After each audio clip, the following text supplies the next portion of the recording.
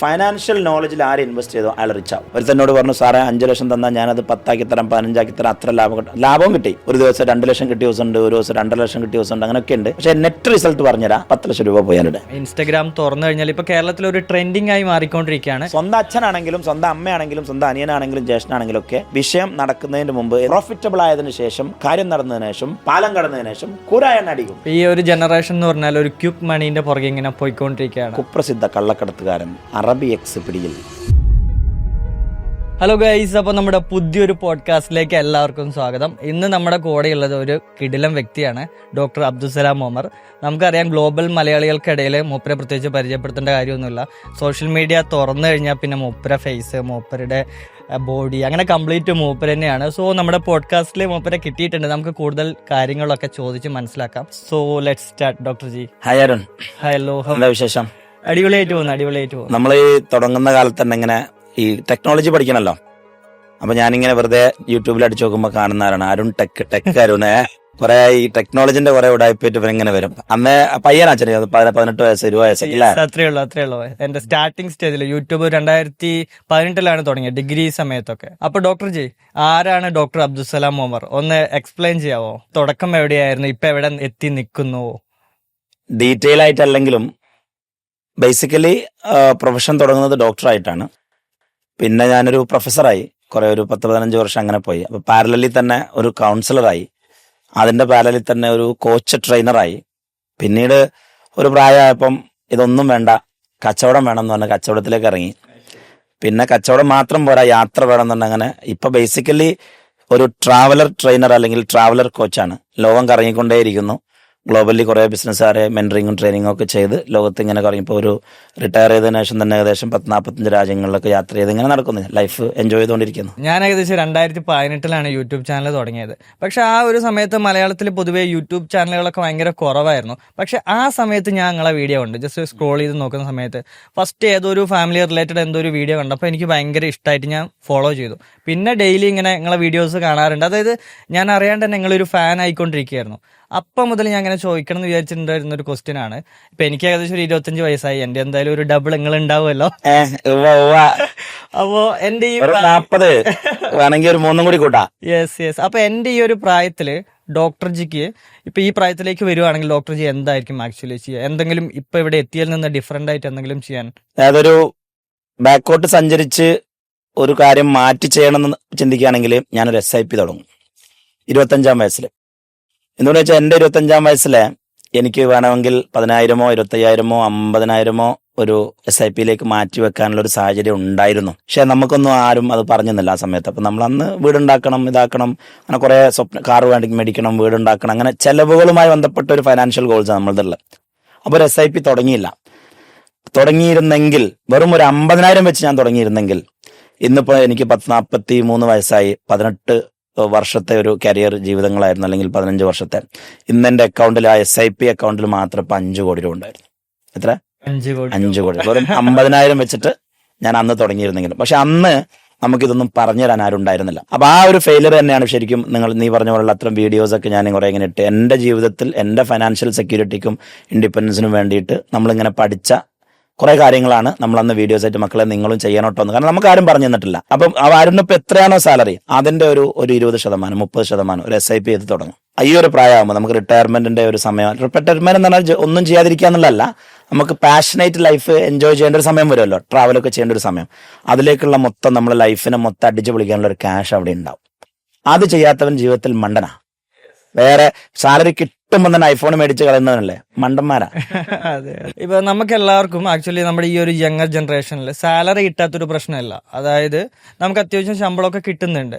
പക്ഷെ നമുക്കിത് എങ്ങനെ ഉപയോഗിക്കണം, ഇതെങ്ങനെ ഇൻവെസ്റ്റ് ചെയ്യണം എന്നുള്ള ഒരു ഐഡിയ ഒന്നുമില്ല. ഇപ്പൊ പല വീഡിയോകളിലും ഭയങ്കര മോട്ടിവേഷൻ സ്പീക്കേഴ്സും അല്ലെങ്കിൽ അങ്ങനെ ആ ടൈപ്പ് ആൾക്കാരൊക്കെ വന്നിട്ട് നിങ്ങൾ ഫണ്ട് ഇൻവെസ്റ്റ് ചെയ്യണം, നിങ്ങൾ അവിടെ ഇൻവെസ്റ്റ് ചെയ്യണം, നിങ്ങൾ റിസ്ക് എടുക്കണം എന്നൊക്കെ പറയാറുണ്ട്. പക്ഷെ ആക്ച്വലി ആരും നമ്മുടെ അടുത്ത് പറഞ്ഞു തരുന്നില്ല എന്ത് റിസ്ക് ആണ് എടുക്കേണ്ടത്, അതായത് എവിടെയാണ് ഇൻവെസ്റ്റ് ചെയ്യേണ്ടത്, എന്താണ് ചെയ്യേണ്ടതെന്ന് ഒരു ഐഡിയ ആരും പറഞ്ഞു തന്നിട്ടില്ല. അത് കറക്റ്റാ. അതായത് നമ്മൾ എത്ര ഇൻവെസ്റ്റ് ചെയ്യുന്നല്ല, കഴിയുന്നതും ലോങ് ടേം ഇൻവെസ്റ്റ്മെന്റ് എന്നുള്ളൊരു പ്ലാനാണ് ആദ്യം പഠിക്കേണ്ടത്. ഇത് ഇപ്പോഴത്തേക്കല്ല, നമ്മളെ 40കൾക്ക് ശേഷം നമുക്ക് ജോലി ചെയ്യേണ്ടാത്ത ഒരു പ്രായത്തിൽ നമുക്ക് കുറച്ച് ക്യാഷ് ഉണ്ടാവണം. അപ്പം സമ്പത്തിന്റെ ചെറിയൊരു അംശം നമ്മൾ അങ്ങനെ ഇൻവെസ്റ്റ് ചെയ്ത് അതിൽപ്പെട്ട കുറച്ച് സംഭവങ്ങളാണ് ഇപ്പോൾ ഒരു ഉദാഹരണം, ഒരു കാലത്ത് റിലയൻസിന്റെ ഷെയർ വാല്യൂ ഒരു പക്ഷേ 500 രൂപയായിരുന്നു. അതിപ്പോൾ 2500 രൂപയായിരിക്കും. ഒരു കാലത്ത് ഏഷ്യൻ പെയിന്റ്സിന്റെ ഷെയർ വാല്യൂ 100 രൂപ 200 രൂപയായിരുന്നു. അതിപ്പം 3000 രൂപയായിരിക്കും. അങ്ങനെ അങ്ങനെ ഓരോ സാധനവും വർഷം കൂടുന്നതിനനുസരിച്ച് കൂടും. അപ്പം രാജ്യം വളരുമ്പോൾ, കമ്പനികൾ വളരുമ്പോൾ, അല്ലെങ്കിൽ ഒരു കാലത്ത് ബിറ്റ് കോയിൻ ഞാൻ പ്രൊമോട്ട് ചെയ്യുന്നില്ല, ബാക്കിയുള്ള ഇപ്പം ഗൂഗിൾ ആവട്ടെ, ആപ്പിൾ ആവട്ടെ, ആമസോൺ ആവട്ടെ, അതിൻ്റെ ഒക്കെ ഷെയർ നമ്മൾ മേടിച്ചു വെച്ചിരുന്നെങ്കിൽ, അപ്പോൾ ഷെയറുകളാവാം, മ്യൂച്വൽ ഫണ്ട്, ഇനിയിപ്പോൾ ഒന്നും വേണ്ട. വെരി സിമ്പിൾ ഒരു കാര്യം പറയാം. എൻ്റെ പെങ്ങളെ കെട്ടിച്ചന്ന് ഗോൾഡ് ഞങ്ങൾ മേടിച്ചത് 3500 അല്ലെങ്കിൽ 3200 രൂപ പെർ പവനാണ്. എൻ്റെ പെങ്ങളുടെ മകളെ, അതും വലിയ കാലഘട്ടം മുന്നൊന്നുമല്ല, കെട്ടിച്ചപ്പോൾ ഞങ്ങൾ അവൾക്ക് വേണ്ടി ഗോൾഡ് മേടിച്ചത് ഏകദേശം 38,000 രൂപയ്ക്കാണ്. ഇപ്പൊ ഇന്ന് ഗോൾഡ് എവിടെയുള്ളത്? ഏകദേശം 1,00,000 പുറം കടന്നു. നീ പറഞ്ഞില്ല, അരുൺ പറഞ്ഞില്ല, ആ വീഡിയോ കണ്ടോന്ന്. അന്ന് ഗോൾഡിന് എത്രയാണെന്നറിയോ? അന്ന് ഗോൾഡിന് സംവേർ അറൗണ്ട് 45,000 രൂപയുള്ളൂ. അപ്പൊ ചെറിയ എമൗണ്ട് 1000 വെച്ചോ 10,000 വെച്ചോ 20,000 വെച്ചോ ഗോൾഡിന്റെ ETF-കളൊക്കെ മേടിച്ചിട്ടിരുന്നെങ്കിൽ, അപ്പൊ ഒന്നും വേണ്ട. ഒരു മനുഷ്യന് ചെയ്യേണ്ടത് നേരെ ഒരു ആപ്പ് ഇൻസ്റ്റാൾ ചെയ്യുക. ഫോർ എക്സാമ്പിൾ നമ്മൾ ഇന്ത്യ മണിയുടെയോ അതല്ലെങ്കിൽ കുവേരയുടെയോ അല്ലെങ്കിൽ ഗ്രോയുടെയോ ഏതെങ്കിലും ഒരു ആപ്പ് ഇൻസ്റ്റാൾ ചെയ്യുക. അതിൽ നമ്മളെ പാൻ കാർഡോ ആധാർ കാർഡും മൊബൈലും OTP ഇമെയിലും കൊടുത്ത് നമ്മുടെ KYC ചെയ്യുക. KYC ചെയ്തിട്ട് അതിൽ ഫണ്ടുകൾ സെലക്ട് ചെയ്യുക. അപ്പോൾ നമുക്ക് ബേസിക് ആയിട്ട് ഇപ്പോൾ ഓരോരുത്തർ എത്തിക്കൽ ഫണ്ട് ചെയ്യുന്നവരുണ്ടാവും, നോൺ എത്തിക്കൽ ഫണ്ട് ചെയ്യുന്നവർ. ഇപ്പം അരുണിന് ബാങ്കിങ്ങും അങ്ങനത്തെ സംഭവങ്ങളൊക്കെ ചെയ്യാം. അപ്പം നല്ല നല്ല ഫണ്ടുകളുണ്ട്. ഒരു ആവറേജ് 15 to 20% ഗ്രോ ചെയ്യുന്ന ഒരുപാട് ഫണ്ടുകളുണ്ട് ലോങ് ടേമിൽ ചെയ്യാൻ പറ്റുക. ഇപ്പോൾ എത്തിക്കൽ ഫണ്ട് ആണെങ്കിൽ ഒരു നമുക്കിപ്പോൾ ആകെ ഒരു ക്വാണ്ടം എത്തിക്കൽ ഫണ്ടും ടാറ്റ എത്തിക്കൽ ഫണ്ടും അതുപോലുള്ള അതുമായി അസോസിയേറ്റഡ് ഷെയർസും ആണുള്ളത്. ഇപ്പം ഫാർമ ഷെയർസ്, ടെക്നോളജി ഷെയർസ്, അല്ലെങ്കിൽ ഇൻഫ്രാസ്ട്രക്ചർ ഷെയർസ്, ലോജിസ്റ്റിക് ഷെയർസ്, അങ്ങനത്തെ ഷെയറുകളൊക്കെ വാങ്ങി വെക്കാം. അതാണ് ഒരു ഇൻവെസ്റ്റ്മെന്റ് മോഡ് എന്ന് പറയുന്നത്. അതായത് ഇപ്പൊ സിമ്പിൾ ആയിട്ട് പറയുകയാണെങ്കിൽ ഒരു ക്വിക്ക് മണി എന്ന് മാറ്റി വെച്ചിട്ട് നമ്മളൊരു ലോങ് ടേമിലേക്ക്, wealth is a long term. അതായത് നമുക്ക് സസ്റ്റൈനബിൾ വെൽത്ത് ആണ്. നമ്മൾ ചെയ്യേണ്ടാത്ത കാര്യം വളരെ ഇമ്പോർട്ടന്റ്. എന്തെന്ന് വെച്ചാൽ, അതായത് ഇൻട്രാഡേയിൽ ഇരുന്നിട്ട് ട്രേഡിംഗ് ചെയ്യാം. എന്റെ 5 ലക്ഷം പോയേട്ടാ, ഞാൻ പഠിക്കാൻ നോക്കിയതാണ്. ഒരുത്തന്നോട് പറഞ്ഞു, സാറേ 5 ലക്ഷം തന്നാൽ ഞാനത് 10 ആക്കി തരാം, 15 ആക്കി തരാം, അത്ര ലാഭവും കിട്ടി. ഒരു ദിവസം 2 ലക്ഷം കിട്ടിയ ദിവസമുണ്ട്, ഒരു ദിവസം 2.5 ലക്ഷം കിട്ടിയ ദിവസമുണ്ട്, അങ്ങനെയൊക്കെ ഉണ്ട്. പക്ഷെ നെറ്റ് റിസൾട്ട് പറഞ്ഞുതരാം, 10 ലക്ഷം രൂപ പോയാലുടെ നെറ്റ് റിസൾട്ട്. അപ്പൊ അത് പഠിക്കാം. നമ്മളൊരു ക്വിക്ക് മണി പഠിച്ചിട്ടുണ്ട്. പിന്നെ forex trading, bit coin trading, അതുപോലെ പിന്നെ ഷെയർ മാർക്കറ്റിൽ ഇരുന്ന് കളിക്കല്. ഷെയർ മാർക്കറ്റിൽ നമുക്ക് പൈസ കിട്ടിയാലും നമ്മൾ കളിക്കരുത്. എന്തുകൊണ്ടെന്ന് വെച്ചാൽ അത് നമ്മുടെ ടൈമും മാനസിക ആരോഗ്യവും സമയവും ഫാമിലി ലൈഫ് ഹെൽത്തും ഒക്കെ കൊണ്ടുപോകും. ലോസ് മറ്റൊരു കാര്യം, ഷെയർ മാർക്കറ്റിൽ നിന്നുകൊണ്ട് ഒരു വലിയ സസ്റ്റൈനബിൾ എംപയർ കേട്ടോ, പൈസ അല്ല. ഒരു ടാറ്റയോ ബിർളയോ റിലയൻസോ പോലെയുള്ള സസ്റ്റൈനബിൾ എംപയർ ഉണ്ടാക്കിയ ആരുമില്ല. പക്ഷെ നേരെ മറിച്ച് ലോങ് ടേം ഇൻവെസ്റ്റ്മെന്റിൽ പൈസ ഉണ്ടാക്കിയ ഒരുപാട് ആളുകളുണ്ട്. അപ്പൊ ക്വിക്ക് മണിയുടെ പിന്നാലെ പോരുത്. നേരെ മറിച്ച് ലോങ് ടേം വെൽത്ത് എന്നുള്ള കൺസെപ്റ്റ് തന്നെയാണ്, അതേ നിലനിൽക്കും. അപ്പൊ അടുത്തൊരു ക്വസ്റ്റ്യൻ വരുന്നത്, ഞാനൊരു യങ്ങർ ജനറേഷനെ റെപ്രസെന്റ് ചെയ്തിട്ടാണല്ലോ സംസാരിക്കുന്നത്. ഇപ്പൊ ഞാനിപ്പോ ഈ ഒരു സ്റ്റേജിൽ നിൽക്കുകയാണ്. എനിക്കൊരു 40ാമത്തെ വയസ്സിൽ റിട്ടയർമെന്റ് ചെയ്യണമെങ്കിൽ, അതായത് 41ാമത്തെ വയസ്സ് മുതൽ പണിയെടുക്കാതെ എനിക്ക് ഫ്രീ ആയിട്ട് എനിക്ക് ഇഷ്ടപ്പെട്ട പാഷനൊക്കെ ഫോളോ ചെയ്ത് നടക്കണമെങ്കിൽ, ഞാൻ അല്ലെങ്കിൽ എന്നെ പോലെയുള്ള ആൾക്കാർ ഇപ്പൊ എങ്ങനെ സ്റ്റാർട്ട് ചെയ്യണം, എങ്ങനെ നമ്മുടെ ഒരു കരിയർ സെറ്റ് ചെയ്യണം? അതിലൊരു കോൺട്രഡിക്ഷൻ, 40 വയസ്സായാൽ പണിയെടുക്കാതെ എന്നുള്ള ഉടായ്പ മാറ്റി വെച്ചാലാ. അല്ല, പണിയെടുക്കാതെ മീൻസ് നമ്മള് മരിക്കുന്ന അന്ന് രാവിലെയും പണിയെടുക്കണം. അതല്ലെങ്കിൽ നമ്മൾ തന്നെ അറിയാതെ നമ്മൾ ആത്മഹത്യ ചെയ്തു പോകും. അപ്പം അങ്ങനെ ആ പരിപാടി വേണ്ട. ഞാനിപ്പോഴും 16 മുതൽ 18 മണിക്കൂർ പണിയെടുക്കുന്നുണ്ട്. അത് പക്ഷേ എന്റെ വീട്ടിലെ ചെലവിന് വേണ്ടിയല്ല, എന്റെ ജീവിത ചെലവുകൾ കഴിയാനുമല്ല. അതാണ് ഫൈനാൻഷ്യൽ ഇൻഡിപെൻഡൻസ് എന്ന് പറയുന്നത്. ഞാൻ പണിയെടുക്കുന്നത് എന്റെ പാഷന് വേണ്ടിയിട്ടാണ്. ഞാനിപ്പോൾ ഈ സംസാരം 10-18 മണിക്കൂർ സംസാരിച്ചാലും എനിക്ക് ക്ഷീണം വരില്ല. എത്രയോ ദിവസങ്ങൾ ഞാൻ 16 മണിക്കൂർ നിന്ന് സംസാരിച്ചിട്ടുണ്ട്, ഒരു ക്ഷീണവും വരില്ല. അപ്പൊ പണിയെടുക്കണ്ട എന്നുള്ളത് മാറ്റി വെച്ചാൽ. പക്ഷെ നമുക്ക് കോൺഫിഡൻസ് എപ്പോഴാണ് വരിക എന്ന് വെച്ചാൽ, നമ്മൾ പണിയെടുക്കുന്നത് ബേസിക് നീഡിന്. നമ്മളൊരു റോട്ടി കപ്പട മക്കാനുണ്ടല്ലോ, ഭക്ഷണം വസ്ത്രം പാർപ്പിടം, അതിനു വേണ്ടി ആവരുത്. അപ്പൊ നമ്മുടെ ചിന്താരീതി ഭയങ്കര ദാരിദ്ര്യം പിടിച്ചതായിരിക്കും. പോവർട്ടി മൈൻഡ് സെറ്റിലാണ് നമ്മൾ ഓപ്പറേറ്റ് ചെയ്യുക.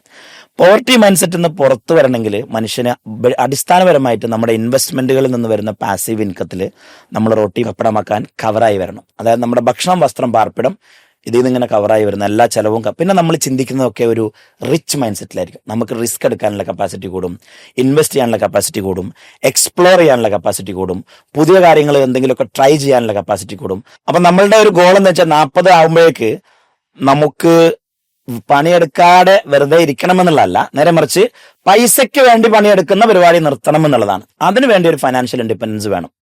അതിനു വേണ്ടിയിട്ട് നമ്മൾ ഇൻവെസ്റ്റ് ചെയ്യണം. അപ്പോൾ കുറേ മോഡുകൾ നമുക്ക് ട്രൈ ചെയ്യാം. അതിൽ വൺ ഓഫ് ദ എല്ലാവരും ട്രൈ ചെയ്യേണ്ട ഒരു മോഡ് SIP തന്നെയാണ്. സിസ്റ്റമാറ്റിക് ഇൻവെസ്റ്റ്മെന്റ് പ്ലാനിൽ നമ്മൾ മ്യൂച്വൽ ഫണ്ടുകളിൽ ഇൻവെസ്റ്റ് ചെയ്യണം. അത് ഗ്ലോബലി ഇൻവെസ്റ്റ് ചെയ്യണം. ഇന്ത്യയിൽ മാത്രമല്ല, ഗ്ലോബൽ ഫണ്ടിലും US ഫണ്ടിലും എവിടെ ഇൻവെസ്റ്റ് ചെയ്യാം നമുക്ക്. അത് നമുക്ക് ഒരു റിട്ടയർമെന്റ് ആവുന്ന പ്രായത്തിൽ അല്ലെങ്കിൽ നമ്മൾ ഈ സമയത്ത് നമുക്ക് ആവശ്യമെങ്കിൽ SWP എന്ന് പറഞ്ഞ വേറെ സംവിധാനമുണ്ട്. അതായത് നമുക്ക് സിസ്റ്റമാറ്റിക് വിഡ്രോവൽ പ്ലാനിലേക്ക് പോകാം. ഒരു ഉദാഹരണത്തിന് നിങ്ങളുടെ അക്കൗണ്ടിൽ ഏകദേശം 1 കോടി രൂപയുണ്ടെങ്കിൽ മിനിമം അതിന്റെ 0.5% വിട്ട് നിങ്ങൾക്ക് 50,000 രൂപയോ അതല്ലെങ്കിൽ 1,00,000 രൂപയോ 1% എടുക്കുകയാണെങ്കിൽ 1,00,000 രൂപയോ നമുക്ക് മന്ത്ലി സാലറി ആയിട്ട് എടുക്കാം. അങ്ങനെ നമ്മൾ 20-30 വർഷം എടുത്താലും നമ്മുടെ ക്യാപിറ്റൽ അവിടെ 2 കോടിയോ 3 കോടിയോ 4 കോടിയോ ആയിട്ട് ഗ്രോ ചെയ്തിട്ടും ഉണ്ടാവും. അതിന്റെ പുറമെ നമ്മളോട് സാലറീഡും ആയിരിക്കും. അതാണ് ഒരു പരിപാടി. അതുപോലെ തന്നെ നമുക്ക് ഒരു അസറ്റ് ബിൽഡ് ചെയ്യാനുള്ള നല്ലൊരു പരിപാടിയാണ് നമുക്ക് എന്ത് ചെയ്യാന്ന് വെച്ചാൽ ഷെയർസ് മേടിക്കാം. അത് മേടിച്ചിടാം 10 വർഷം 20 വർഷം കഴിഞ്ഞിട്ട്. അതായത് ഓരോ കമ്പനികളുടെ ഗ്രോയിങ് ആയിട്ടുള്ള തറവാടി ഷെയറുകൾ, അത് ടാറ്റ പോലെ, ബിർള പോലെ, ഏഷ്യൻ പെയിന്റ്സ് പോലെ, അങ്ങനെയുള്ള നല്ല നല്ല ഇപ്പം ഫെഡറൽ ബാങ്ക് ഒക്കെ മേടിച്ചവർക്ക് നല്ല ലാഭം കിട്ടിയിട്ടുണ്ട്. അപ്പം പ്രോമിസിംഗ് ആയിട്ടുള്ള അതിനെക്കുറിച്ച് ഇത് ഏറ്റവും ഇൻവെസ്റ്റ് ചെയ്യേണ്ട എവിടെയാന്ന് വെച്ചാൽ ഞാൻ പറയട്ടെ, ഷെയറിലൊന്നും അല്ല, ഒന്നിലും അല്ല ഇൻവെസ്റ്റ് ചെയ്യേണ്ടത്, ഗോൾഡിലും അല്ല, റിയൽ എസ്റ്റേറ്റിലും അല്ല. ബെസ്റ്റ് ഇൻവെസ്റ്റ്മെന്റ് എന്ന് പറഞ്ഞാൽ ലേണിംഗിലാണ്, വിവരം നേടുക എന്നുള്ളതാണ്. ഞാൻ പഠിച്ച ഒരു പാഠതാണ്. എന്റെ 1 ലക്ഷം 2 ലക്ഷം ആയതും 2 ലക്ഷം 10 ലക്ഷം ആയതും 10 ലക്ഷം 20 ലക്ഷം ആയതും അതൊക്കെ പഠനത്തിലൂടെയാണ്. So where you need to invest in knowledge, especially financial knowledge. Financial നോളജിൽ ആര് ഇൻവെസ്റ്റ് ചെയ്തോ അയാൾ റിച്ച് ആവും. ഇപ്പൊ ഈ ഒരു ജനറേഷൻ എന്ന് പറഞ്ഞാൽ ഒരു ക്യുക്ക് മണീന്റെ പുറകെ ഇങ്ങനെ പോയിക്കൊണ്ടിരിക്കുകയാണ്. അതായത് ഇപ്പൊ ഡോക്ടർ ജിക്ക് അറിയാം, ഇൻസ്റ്റഗ്രാം തുറന്നു കഴിഞ്ഞാൽ ഇപ്പൊ കേരളത്തിൽ ഒരു ട്രെൻഡിങ് ആയി മാറിക്കൊണ്ടിരിക്കുകയാണ്. ബിസിനസ്സിലേക്ക് തുടങ്ങുക, ബിസിനസ് സ്റ്റാർട്ട് ചെയ്യുക, ഒരു ഓണ്ടർപ്രണർ ആ ഒരു ലെവലിലേക്ക് വരിക. ഞാനിത് പ്രത്യേകിച്ച് പറയാൻ കാരണം ഇപ്പൊ ഡോക്യുമെന്റിംഗ് എന്ന് പറയുന്ന ഒരു സംഭവം ഇപ്പൊ ഇൻസ്റ്റഗ്രാമിൽ വരുന്നുണ്ട്. അതായത് ഇപ്പോൾ ഞാനും എൻ്റെ ഒരു ഫ്രണ്ടും കൂടി ബിസിനസ് സ്റ്റാർട്ട് ചെയ്യാണ്. അപ്പൊ നമ്മൾ സ്റ്റാർട്ടിങ് മുതൽ ഇതിങ്ങനെ വീഡിയോ എടുത്ത് ഇൻസ്റ്റഗ്രാമിൽ ഇങ്ങനെ പോസ്റ്റ് ചെയ്യുക. ഇതിങ്ങനെ കുറെ കാണുമ്പോൾ നമുക്ക് മനസ്സിലാവുന്നത് ആക്ച്വലി ഒരു ബിസിനസ് അവിടെ മാറ്റി വെച്ചിട്ട് കോണ്ടന്റിലേക്കും, അതായത് വീഡിയോ ഇട്ട് വ്യൂ കയറ്റുക എന്നുള്ള ലെവലിലേക്ക് മാത്രം പോകുന്നു. അവരെ ബുക്ക് പരിശോധിച്ചാൽ അവർക്ക് ബിസിനസ് ഉണ്ടോ, ലാഭമുണ്ടോ, പ്രോഫിറ്റ് ഉണ്ടോ എന്നുള്ളതാണ് ആദ്യം വിലയിരുത്തേണ്ടത്. വീഡിയോ വേറെ, റിയാലിറ്റി വേറെ. Let us look at their books. ആദ്യത്തെ. അപ്പൊ ഈ ഇപ്പത്തെ ഒരു ന്യൂ ജനറേഷന്റെ ഒരു ട്രെൻഡ് ഞാൻ മനസ്സിലാക്കിയത്, ആർക്കും ജോലിക്ക് പോണ്ട, എല്ലാവർക്കും ബിസിനസ് ചെയ്താൽ മതി. ആർക്കും ഒരാളുടെ അണ്ടറിൽ വർക്ക് ചെയ്യാൻ താല്പര്യമില്ല, എല്ലാവർക്കും ബിസിനസ് ചെയ്യണം. അതിലൊരു കോൺട്രാഡിക്ഷൻ ഉണ്ട്. പക്ഷെ നമ്മൾ ഇന്നത്തെ ബിസിനസ്സുകാരൊക്കെ എടുക്കുക, നമ്മളിപ്പോൾ കാണുന്നത് യൂസുഫ് അലി സാഹിബിനെ കാണുന്നു, ആലുക്കാസിനെ കാണുന്നു, അല്ലെങ്കിൽ ഒരുപാട് പിന്നെ ചിറ്റപ്പള്ളി സാറിനെ കാണുന്നു, അങ്ങനെ ഉണ്ടല്ലോ, ബീഗാഡ്, അവരൊക്കെ കാണുന്നു, ഒരുപാട് ആളുകൾ കാണുന്നു, മലബാർ കാണുന്നു. അപ്പൊ അവരൊക്കെ ഒരു കാലത്ത് നല്ല രീതിയിൽ ഒരു ബോസിന്റെ അണ്ടറിൽ മര്യാദയ്ക്ക് ജോലി ചെയ്തവരാ. എന്തിനെന്ന് വെച്ചാൽ, ഞാൻ പറയുന്ന റെക്കമെൻഡേഷൻ എന്താന്ന് വെച്ചാൽ, ഒരു ചെറിയ കമ്പനി, അവിടെ നമുക്ക് ഓൾ ഇൻ ഓൾ ആയിട്ട് ഒരു 1 മാൻ ഷോ കാണിക്കാൻ പറ്റിയ എല്ലാ ഡിപ്പാർട്ട്മെന്റും, പർച്ചേസ് ആവട്ടെ, സെയിൽ ആവട്ടെ, മാർക്കറ്റിംഗ് ആവട്ടെ, അതിന്റെ ഫൈനാൻസ് ആവട്ടെ, HR ആവട്ടെ, അതിന്റെ എല്ലാ രീതിയിലുള്ള കാര്യങ്ങളും പഠിക്കാൻ പറ്റുന്ന ഒരു ആവറേജ് ഒരു SME അല്ലെങ്കിൽ സ്മോൾ ഓർ മീഡിയം കമ്പനിയിൽ ജോലി ചെയ്തുള്ള ഒരു 5 വർഷത്തെ പരിചയ സമ്പത്ത് ഉണ്ടായിട്ടാണ് ഒരാൾ ബിസിനസ് തുടങ്ങുന്നതെങ്കിൽ അയാളെ ബിസിനസ്സിൽ വരുന്ന ദൈനംദിന കുറേ ചാലഞ്ചുകളുണ്ട്. ആ ചാലഞ്ചുകൾ ഫേസ് ചെയ്യാനുള്ള ഒരു കേപ്പബിലിറ്റി ഉണ്ടാവും. അതില്ലാതെ ഡയറക്റ്റ് ഡിഗ്രി കഴിഞ്ഞിട്ട് നേരെ ബിസിനസ്സിലേക്ക് ചാടുന്ന നിങ്ങൾ 100 ബിസിനസ് എടുത്ത് നോക്ക്, അതിൽ 99 ഫെയിലായിരിക്കും, അതല്ലെങ്കിൽ അത് ഫെയിൽ ആകും. എന്തുകൊണ്ടെന്ന് വെച്ചാൽ, ബിസിനസ് എന്ന് പറഞ്ഞാൽ സാധാരണ ഒരു എംപ്ലോയിക്ക് 9 മണിക്ക് 5 മണിക്ക് പോകാലോ. അതെ, തീർച്ചയായും. നമ്മൾ എത്ര മണിക്കാ പോകുന്നത്? രാവിലെ 6 മണിക്ക് എഴുന്നേറ്റ് ഇന്നലൊക്കെ നമ്മൾ 2 മണി വരെ ഓഫീസിലാണ്. അപ്പൊ ഏറ്റവും ബേസിക്കലി പാഷൻ ആയതുകൊണ്ടാണ് നമ്മൾ അത് എടുക്കുന്നത്. അത് എടുത്തില്ലെങ്കിലും കാര്യങ്ങൾ. പക്ഷെ ബിസിനസ്സുകാരനാണ് ഏറ്റവും കൂടുതൽ വർക്ക് ചെയ്യുന്നത്. ഏറ്റവും കൂടുതൽ വർക്ക് ചെയ്യുന്നത് പ്രഷറുള്ള ആള്, സാലറിയും ഇല്ല. മറ്റവന് മാസം സാലറി എങ്കിലും വരും. നമുക്ക് മന്ത് എൻഡിൽ വരുന്ന ഒരു ഉറപ്പില്ലെന്ന് മാത്രമല്ല, ബാക്കിയുള്ള സ്റ്റാഫിന് നമ്മൾ സാലറി കൊടുക്കണം. അതൊന്ന്. രണ്ടാമത്തത്, കുറച്ചൊരു അടുത്ത 5 വർഷം ഒരു നല്ല കമ്പനിയിൽ പോകും. അപ്പൊ എന്റെ ലൈഫിൽ എന്റെ ഏറ്റവും വലിയ അസറ്റ് എന്താന്ന് വെച്ചാൽ, ഞാൻ കുറെ കാലം ഇവിടെ ഇന്ത്യയുടെ എമർജൻസി സർവീസസ് ഉണ്ട്, 108 ആംബുലൻസ് സർവീസസ്. അത് തുടങ്ങിയത് ഹൈദരാബാദ് ഗവൺമെന്റ്, അതായത് ആന്ധ്രാപ്രദേശ് അന്നത്തെ റെഡ്ഡി സാഹിബാണ് അന്നത്തെ ചീഫ് മിനിസ്റ്റർ. അവരും അന്ന് പിന്നെ സത്യം കമ്പ്യൂട്ടേഴ്സ് ഉണ്ട്, രാമലിംഗ രാജു, അവർ പീക്കിൽ നിൽക്കുന്ന സമയം, അതായത് ടോപ്പിൽ നിൽക്കുന്ന ഒരു സമയമാണ്. അപ്പൊ അദ്ദേഹം ചെയർമാനായിട്ടും APJ Abdul Kalam chairman Emirates ആയിസും, അതുപോലെ തന്നെ ഗവൺമെന്റ് ഓഫ് ഇന്ത്യ അതിന്റെ പാർട്ട്ണറായിട്ട്, അതായത് ഗവൺമെന്റ് ഓഫ് ഇന്ത്യ ഫണ്ട് ചെയ്യുന്നു, സ്റ്റാൻഫോർഡ് സ്കൂൾ ഓഫ് മെഡിസിൻ അതിന്റെ മെഡിക്കൽ എമർജൻസി ഡിപ്പാർട്ട്മെന്റ് അതിന്റെ മെഡിക്കൽ സെഗ്മെന്റ് ഡെവലപ്പ് ചെയ്യുന്നു. പിന്നെ അതിന്റെ കോർപ്പറേറ്റ് മാനേജ്മെന്റ് സത്യം കമ്പ്യൂട്ടേഴ്സ് ചെയ്യുന്നു. അങ്ങനെ ഒരു PPP മോഡലായിരുന്നു ബേസിക്കലി ഈ 108 ആംബുലൻസ് സർവീസ്. അത് തുടങ്ങുന്നത് നിയർലി 2005-2006. അപ്പൊ അതിന്റെ പയനീറിംഗ് ടീമിൽപ്പെട്ട ആളാണ് നമ്മൾ. അപ്പം അന്ന് ആണ് ബേസിക്കലി ഒരു കോർപ്പറേറ്റ് സ്ട്രക്ചർ എങ്ങനെയാണ് ERP ഓറിയന്റഡ് ആയിട്ട്, സിസ്റ്റം ഓറിയന്റഡ് ആയിട്ട്, ഒരു ഹയറാർക്കി ഓറിയന്റഡ് ആയിട്ട്, റിപ്പോർട്ടിംഗ് ഫോർമാറ്റ് ഓറിയന്റഡ് ആയിട്ട് എങ്ങനെയാണ് ഓപ്പറേറ്റ് ചെയ്യുന്നത് എന്ന് ആ ഹൈദരാബാദിലെയും ദഹ്റാദൂണിലെയും കാലഘട്ടമാണ് എന്നെ പഠിപ്പിച്ചത്. അന്ന് അതെനിക്ക് ജോലിയായിരുന്നെങ്കിലും ഇന്ന് ഞാൻ വിൽക്കുന്ന ഏറ്റവും വലിയ പ്രൊഡക്റ്റ് എന്ന് പറഞ്ഞാൽ how to build a system in a business എന്നുള്ളതാണ്. അത് കഴിഞ്ഞ് ഞാൻ പിന്നെ നേരെ ചാടിയത് കിങ് സൗദി യൂണിവേഴ്സിറ്റിയിലേക്കാണ്. അതായത് നിയർലി 80,000-ലധികം ആളുകൾ പഠിക്കുകയും വർക്ക് ചെയ്യുകയും ചെയ്യുന്ന ഒരു സൗദിയിലെ biggest largest university, top university, middle ഈസ്റ്റിലെ തന്നെ ഒന്നെങ്കിൽ ഒന്നാമത്തെയോ രണ്ടാമത്തെയോ ഗ്ലോബലിൽ തന്നെ വലിയ റാങ്കിങ്ങിൽ നിൽക്കുന്ന ഒരു യൂണിവേഴ്സിറ്റി. അവിടെ കംപ്ലീറ്റ്ലി അവിടെ ബേസിക്കലി മനുഷ്യരില്ല, പ്രോസസ്സ് മാത്രമേ ഉള്ളൂ. പ്രോസസ്സിന്റെ ഉള്ളിലൂടെ നമ്മൾ നടന്നു പോവുകയാണെങ്കിൽ എല്ലാം വളരെ സ്മൂത്താ. പ്രോസസ്സ് തെറ്റിച്ച് എന്തെങ്കിലും ഒരു കാര്യം ചെയ്യണമെങ്കിൽ നടക്കില്ല എന്ന് പറഞ്ഞാൽ നടക്കില്ല. ആരോട് പോയി കാലുപിടിച്ചിട്ടും കാര്യമില്ല, നടക്കില്ല. മനുഷ്യത്വം ഇല്ല. ഒരു മനുഷ്യന്റെ മുമ്പിൽ പോയി കരഞ്ഞിട്ടൊന്നും കാര്യമില്ല, കാരണം അവിടെ പ്രോസസ്സാണ്. So work within the process or don't work, അത്രേ ഉള്ളൂ. അപ്പൊ ഈ അത് 15 വർഷം ഞാൻ അവിടെ വർക്ക് ചെയ്തിട്ടുണ്ട്, 15 വർഷം. അപ്പൊ എൻ്റെ ലൈഫിൽ ഏറ്റവും കൂടുതൽ എന്നെ പഠിപ്പിച്ച് ഞാൻ എടുത്ത MBAയോ അല്ലെങ്കിൽ ഞാൻ എടുത്ത കോച്ചിങ് ക്ലാസ്സുകളോ അമേരിക്കൻ ബോർഡ് ഓഫ് NLPയുടെ ട്രെയിനിങ്ങോ അല്ലെങ്കിൽ ICFന്റെ ട്രെയിനിങ്ങോ ഒന്നും ആയിരുന്നില്ല. ബേസിക്കലി ആ സിസ്റ്റത്തിൽ ഒരു 17 വർഷം ഇപ്പം ഒരു EMRIയിലും അതുപോലെ തന്നെ KSUയിലും ഒരു 17 വർഷം വർക്ക് ചെയ്തു എന്നുള്ള പ്രാക്ടിക്കൽ എക്സ്പീരിയൻസ് ആണ്. ഇപ്പോൾ ഒരു 10-20ഓളം കമ്പനികളിൽ നമ്മൾ എന്ത് ചെയ്തിട്ടുള്ളത്, സിസ്റ്റം ഇംപ്ലിമെന്റേഷൻ ചെയ്തിട്ടുണ്ട്. അവരെ പ്രൈവറ്റ് ഇക്വിറ്റി ഫണ്ടിങ്ങിന് റെഡിയാക്കിയിട്ടുള്ളത്, അല്ലെങ്കിൽ അവരെ ഒരു IPO റെഡിനെസ്സിലേക്ക് നമ്മൾ കൊണ്ടുപോയിട്ടുണ്ട്. അപ്പോൾ ബിസിനസ് തുടങ്ങണം, കറക്റ്റ്, നല്ല ആശയമാണ്. പക്ഷേ ഒരു 5 to 10 years ഈ പറഞ്ഞ പോലെ ഈ രണ്ട് സെഗ്മെന്റിലും, ഒരു SME സെഗ്മെന്റിലും ഒരു ലാർജർ ഓർഗനൈസേഷൻ സെഗ്മെന്റിലും മര്യാദയ്ക്ക് വർക്ക് ചെയ്തിട്ട് തുടങ്ങുന്ന ആളാണെങ്കിൽ അയാൾ ലൈഫിൽ പൊളിക്കും. അയാളുടെ ആശയവും ഈ സിസ്റ്റം കൂടി കിട്ടിയാൽ അയാൾ ഭയങ്കര സംഭവമായിരിക്കും. അല്ലാത്ത ആളുകൾക്ക് ഇത് പച്ച പിടിച്ച് വരാൻ ഭയങ്കര പണിയാണ്. വേണമെങ്കിൽ പരിശോധിച്ച് നോക്കൂ, നമ്മുടെ നാട്ടിൽ ജോലി ചെയ്യാൻ മടിച്ചിട്ട് തുടങ്ങുന്ന എല്ലാ ബിസിനസ്സുകളും കുട്ടികളൊക്കെ കടത്തിലായിരിക്കും, ഓപ്പറേറ്റ് ചെയ്ത് ചാലഞ്ചുകൾ ഫേസ് ചെയ്യാൻ അവർക്ക് പണി. അതായത് ജോലി ചെയ്യുന്ന ഒരു ചാലഞ്ച് ഉണ്ടല്ലോ, ബോസിന്റെ ഒച്ചയും വിളിയും കേട്ട്, ആ ചാലഞ്ചിന്റെ 100 ഇരട്ടി ചാലഞ്ച് എവിടെയുണ്ട്? ബിസിനസ്സിലുണ്ട്. അപ്പൊ ഈ 2 ഡിഗ്രി ചാലഞ്ച് ചെയ്യാൻ മടിച്ചിട്ടാണ് അല്ലെങ്കിൽ പേടിച്ചിട്ടാണ് ബിസിനസ് എന്നുള്ള 100 ഡിഗ്രി ചാലഞ്ച് ഉള്ള ഏരിയയിലേക്ക് ആള് പോകുന്നത്. Beware of it. അല്ല, ഞാൻ നെക്സ്റ്റ് ആ ഒരു ടോപ്പിക്കിലാണ് വരുന്നത്. അതായത് ഒരു 9 to 5 ജോബ് ഇപ്പൊ പലരിടത്തും ചോദിക്കുമ്പോൾ എന്താണ് ഇപ്പൊ ബിസിനസ്സിലേക്ക് ഇറങ്ങാൻ കാരണം എന്ന് ചോദിക്കുമ്പോൾ അവർ പറയുന്നത് പണ്ടാരം വർക്ക് മടുത്തു, 9 മണി മുതൽ 5 മണി വരെ ഇരിക്കുകയാണെന്നൊരു പണി ചെയ്യുകയാണ്, ഒരു ഇതുമില്ല, അതുകൊണ്ട് ബിസിനസ്സിലേക്ക് ഇറങ്ങുന്ന ആ ഒരു ലെവലിലേക്ക് പലരും വരാറുണ്ട്. അതായത് ജോലി മടുത്തിട്ടാണ് ആക്ച്വലി ബിസിനസ്സിലേക്ക് വരുന്നത്. പക്ഷെ അവര് മനസ്സിലാക്കുന്നില്ല ഇതൊക്കെ വെറും ഒരു 0.1% മാത്രമേ ഉള്ളൂ. 2% അത് 100% അപ്പുറത്ത് വേറെ ടെൻഷൻ ഉണ്ട്. ഇറങ്ങി നോക്കും നിങ്ങൾ ബിസിനസ്സിലേക്ക്, അപ്പൊ മനസ്സിലാവും. ഈ ഒരു 10 വർഷത്തോളം അല്ലെങ്കിൽ 15 വർഷക്കാലം ഒരു മെഡിക്കൽ ഫീൽഡിൽ വർക്ക് ചെയ്തു, ഡോക്ടറായിട്ട് വർക്ക് ചെയ്തു എന്നൊക്കെ പറഞ്ഞല്ലോ. അത് അത്രയും ഹൈ ഒരു സാലറിയിലൊക്കെ വർക്ക് ചെയ്തു, ഏകദേശം 10-15 ലക്ഷം രൂപയൊക്കെയാണ് മാസം കിട്ടുന്നത്. ആ ഒരു സാലറി ഒക്കെ മാറ്റിവെച്ച് അല്ലെങ്കിൽ ആ ഒരു പ്രൊഫഷനൊക്കെ മാറ്റിവെച്ച് അത്രയും റിസ്ക് എടുത്തിട്ട് ഇതിലോട്ട് ഇറങ്ങാൻ മാത്രം എന്തൊരു മോട്ടിവേഷനാണ് ആ സമയത്ത് കിട്ടിയിട്ടുണ്ടായിരുന്നത്. കാരണം നമ്മളൊരു നോർമൽ അല്ലെങ്കിൽ ഒരു മിഡിൽ അതിന് മുകളിലുള്ള ആൾക്കാർക്കെല്ലാം സ്വപ്നത്തിൽ പോലും കാണാൻ പറ്റാത്ത ഒരു ലെവലാണ് നിലവിൽ ഡോക്ടർ നിന്നിട്ടുണ്ടായിരുന്നത്. അതുവരെ മാറ്റി വെച്ചിട്ടാണ് ഇങ്ങോട്ട് ഇറങ്ങിയിട്ടുള്ളത്. അതിന്റെ ഒരു മോട്ടിവേഷൻ എന്ന് പറയാൻ പറ്റുമോ? ഓരോരുത്തർക്കും ഓരോ ജീൻ ഉണ്ടാവും. ബേസിക്കലി ഇപ്പം നമ്മൾ ക്ലിനിക്ക് തുടങ്ങിയ കാലത്ത്, ഇപ്പം പൂനെയിലുള്ള സമയത്ത് ക്ലിനിക്ക് തുടങ്ങിയ കാലത്ത് അപ്പോഴേ ഞാൻ റിയലൈസ് ചെയ്ത ഒരു സാധനമാണ്, ഒരു പെട്ടിക്കട തുടങ്ങിയിട്ട് അതിൽ പാരസ്റ്റമോൾ എഴുതുന്ന ഒരു ഡോക്ടർ ആവൽ അതെൻ്റെ ഒരു പണിയല്ല. അതുകൊണ്ടാണ് ഞാൻ പിന്നീട് EMRIയിലോട്ട് പോയത്. അവിടെ പിന്നെ ഒരു കോർപ്പറേറ്റ് ഇൻഫ്രാസ്ട്രക്ചറും കാര്യങ്ങളൊക്കെ ആയിട്ട് വേറെ ഒരു വൈബായിരുന്നു. പക്ഷേ എൻ്റെ +2 പഠിക്കുന്ന സമയത്ത് എൻ്റെ അധ്യാപകനുണ്ടായിരുന്നു, അബ്ദുസമദ് മാസ്റ്റർ. അപ്പം അദ്ദേഹം എന്നോട് പറഞ്ഞ ഒരു രസകരമായ ഒരു കൺസെപ്റ്റ്, ഓരോ അധ്യാപകരും നമ്മളെത്ര സ്വാധീനിക്കുന്നു എന്നുള്ളതിനുള്ള ഒരു ഉദാഹരണം. സലാമേ, നിനക്കിപ്പം 17 വയസ്സായി, നീ ഡിഗ്രി കഴിയുമ്പോൾ ഒരു 23-24 വയസ്സാവും, 25-26 വയസ്സാകുമ്പോൾ നീ PG കഴിയും, 27-28 വയസ്സാകുമ്പോൾ നീ കല്യാണം കഴിക്കും. പിന്നെ നിനക്ക് ബേസിക്കലി വർക്ക് ചെയ്യാനുള്ള കാലഘട്ടമാണ്. അപ്പോൾ ഒരു 25 നീ ചിലപ്പം ജോലിയിൽ കയറിയിട്ടുണ്ടാവും, അങ്ങനെയുണ്ടല്ലോ.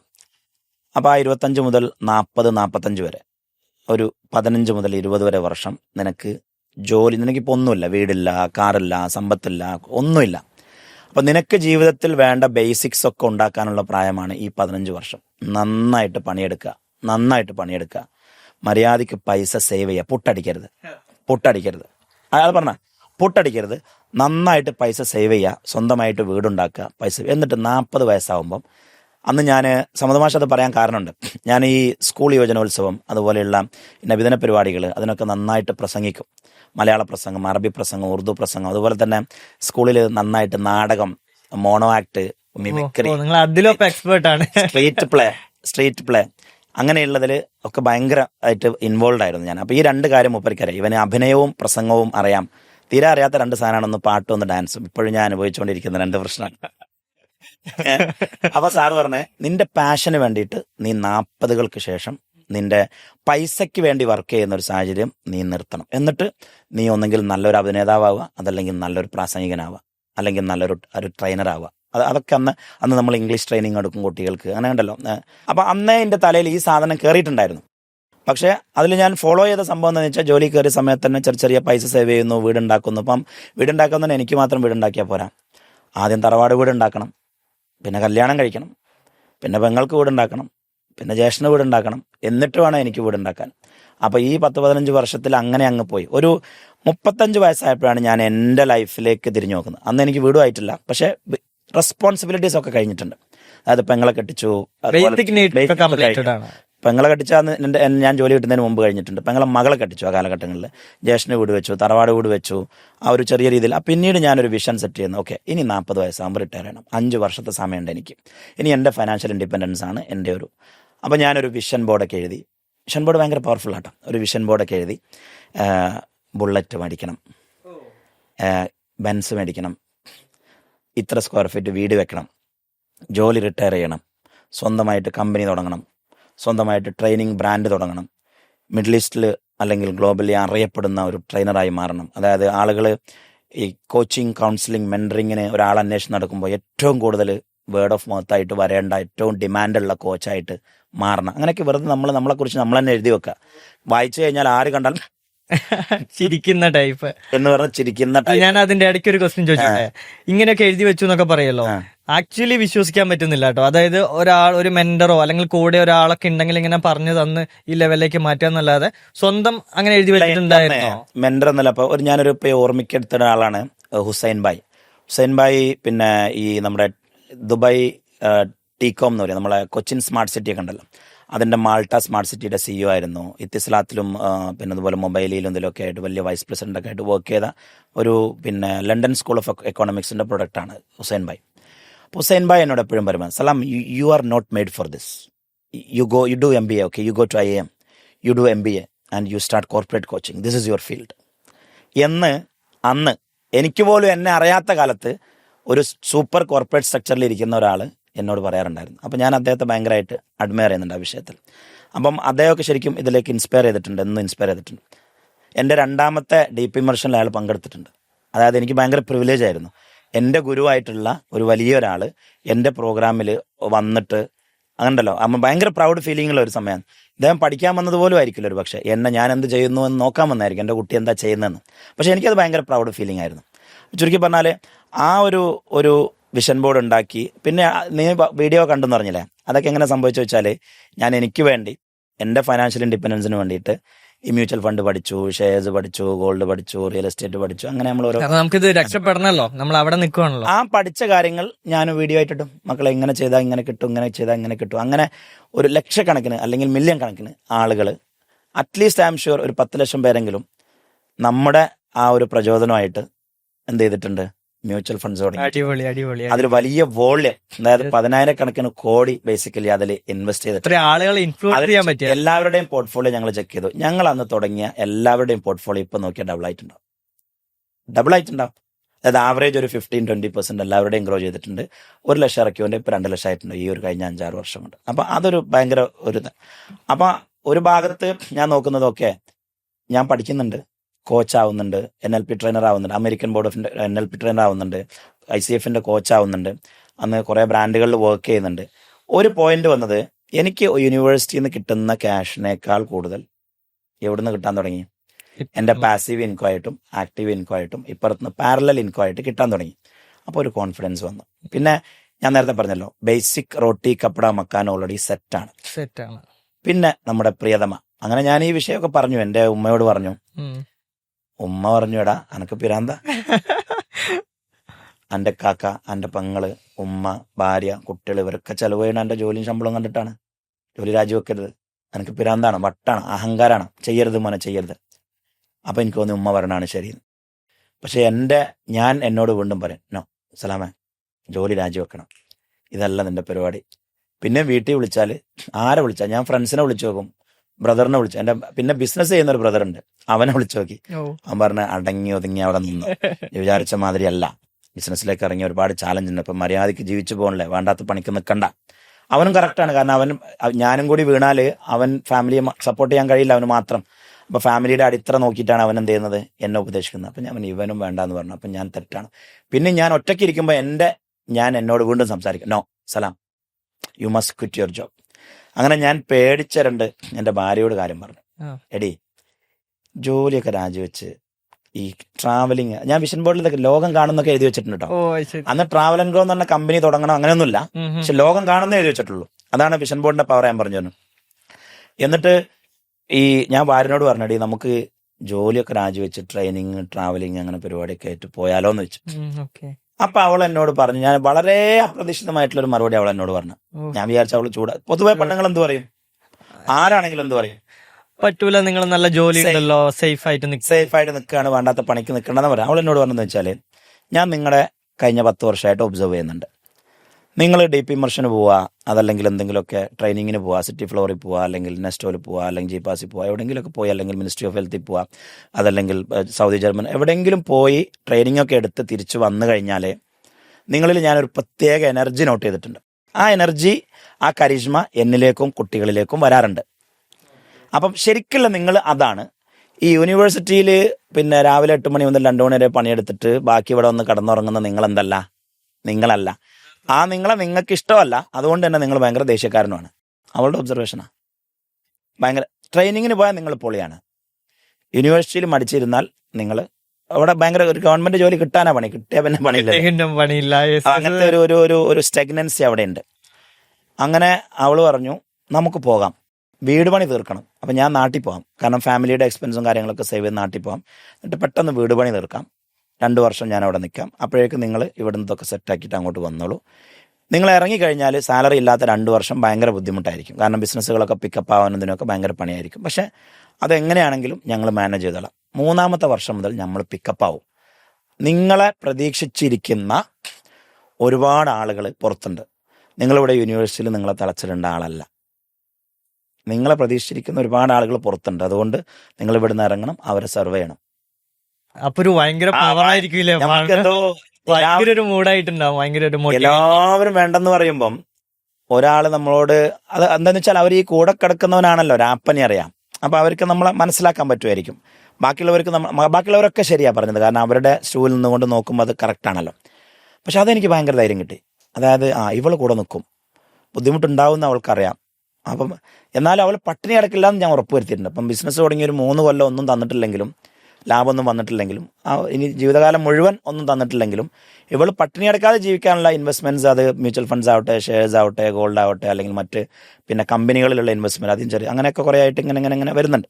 അപ്പം പട്ടിണി അടക്കില്ല, അത് ഉറപ്പാണ്. അതിപ്പോൾ ഇപ്പോൾ ഈ നിമിഷം നമ്മളെപ്പോഴും ചിന്തിക്കണം, നമ്മൾ ഈ നിമിഷം ഇപ്പോൾ പോയാൽ നമ്മളെ ഭാര്യയ്ക്കും കുട്ടികൾക്കും പട്ടിണി അടക്കാതെ ജീവിക്കാനുള്ള ഒരു ബേസിക് സാധനം ഉണ്ടോ? ആയി വരുന്നു. അതെപ്പോഴും മനുഷ്യൻ ചിന്തിക്കേണ്ട, ഫസ്റ്റ് ഫുൾഫിൽ ചെയ്യേണ്ട ബക്കറ്റ് അതാ. അല്ലാതെ യൂറോപ്പിലേക്കുള്ള ട്രിപ്പ് അല്ല, ഐഫോൺ മേടിക്കലല്ല, കാർ മേടിക്കലല്ല. അച്ഛൻ, അമ്മ, ഭാര്യ, കുട്ടികള്, ചേട്ടൻ, അനിയൻ, അങ്ങനെയുള്ള ആളുകൾ നമ്മളിപ്പോൾ പോയാൽ, നമ്മൾ സോൾ ബ്രെഡ് ഏണർ ആണല്ലോ, ഇപ്പം പോയാൽ അവർ പട്ടിണി കിടക്കാതെ ജീവിക്കുമോ എന്നുള്ള ഒരു തോട്ട് എപ്പോഴും ഉണ്ടായാൽ തന്നെ നമുക്ക് കുറേയൊക്കെ നമുക്ക് ആ ഫൈനാൻഷ്യൽ പാഠങ്ങൾ പഠിക്കും. ഏതായാലും ഭാര്യയുടെ മോട്ടിവേഷനും കേട്ട് 40-ാം വയസ്സിൽ വിഷൻ ബോർഡും നോക്കി ഒറ്റ ചാട്ടങ്ങ് ചാടി കടലിലേക്ക്. പിന്നെ ഒരു നീന്തലായിരുന്നു എൻ്റെ പൊന്നോ. ഡോക്ടർ അന്നൊരു വിഷൻ ബോർഡിൽ കുറെ കാര്യങ്ങൾ എഴുതി ഇങ്ങനെ വെച്ചിട്ടുണ്ടായിരുന്നല്ലോ, അത് ചെയ്യണം, ഇത് ചെയ്യണം, വീട് പണി കഴിക്കണം, ബൈക്ക് മേടിക്കണം, കല്യാണം കഴിക്കണം എന്നൊക്കെ. ആ വിഷൻ ബോർഡിൽ അന്ന് ഡോക്ടർ എഴുതി വെച്ച എല്ലാ കാര്യങ്ങളും കംപ്ലീറ്റ് ആയിരുന്നോ? നല്ല ചോദ്യം. അതായത് 2022 ശരിക്കും ഞാൻ ജോലി റിട്ടയർ ആയിരുന്നു. പക്ഷെ അതിൻ്റെ മുമ്പേ ചെയ്ത് തീർക്കേണ്ട കുറേ സംഭവങ്ങളുണ്ടായിരുന്നു.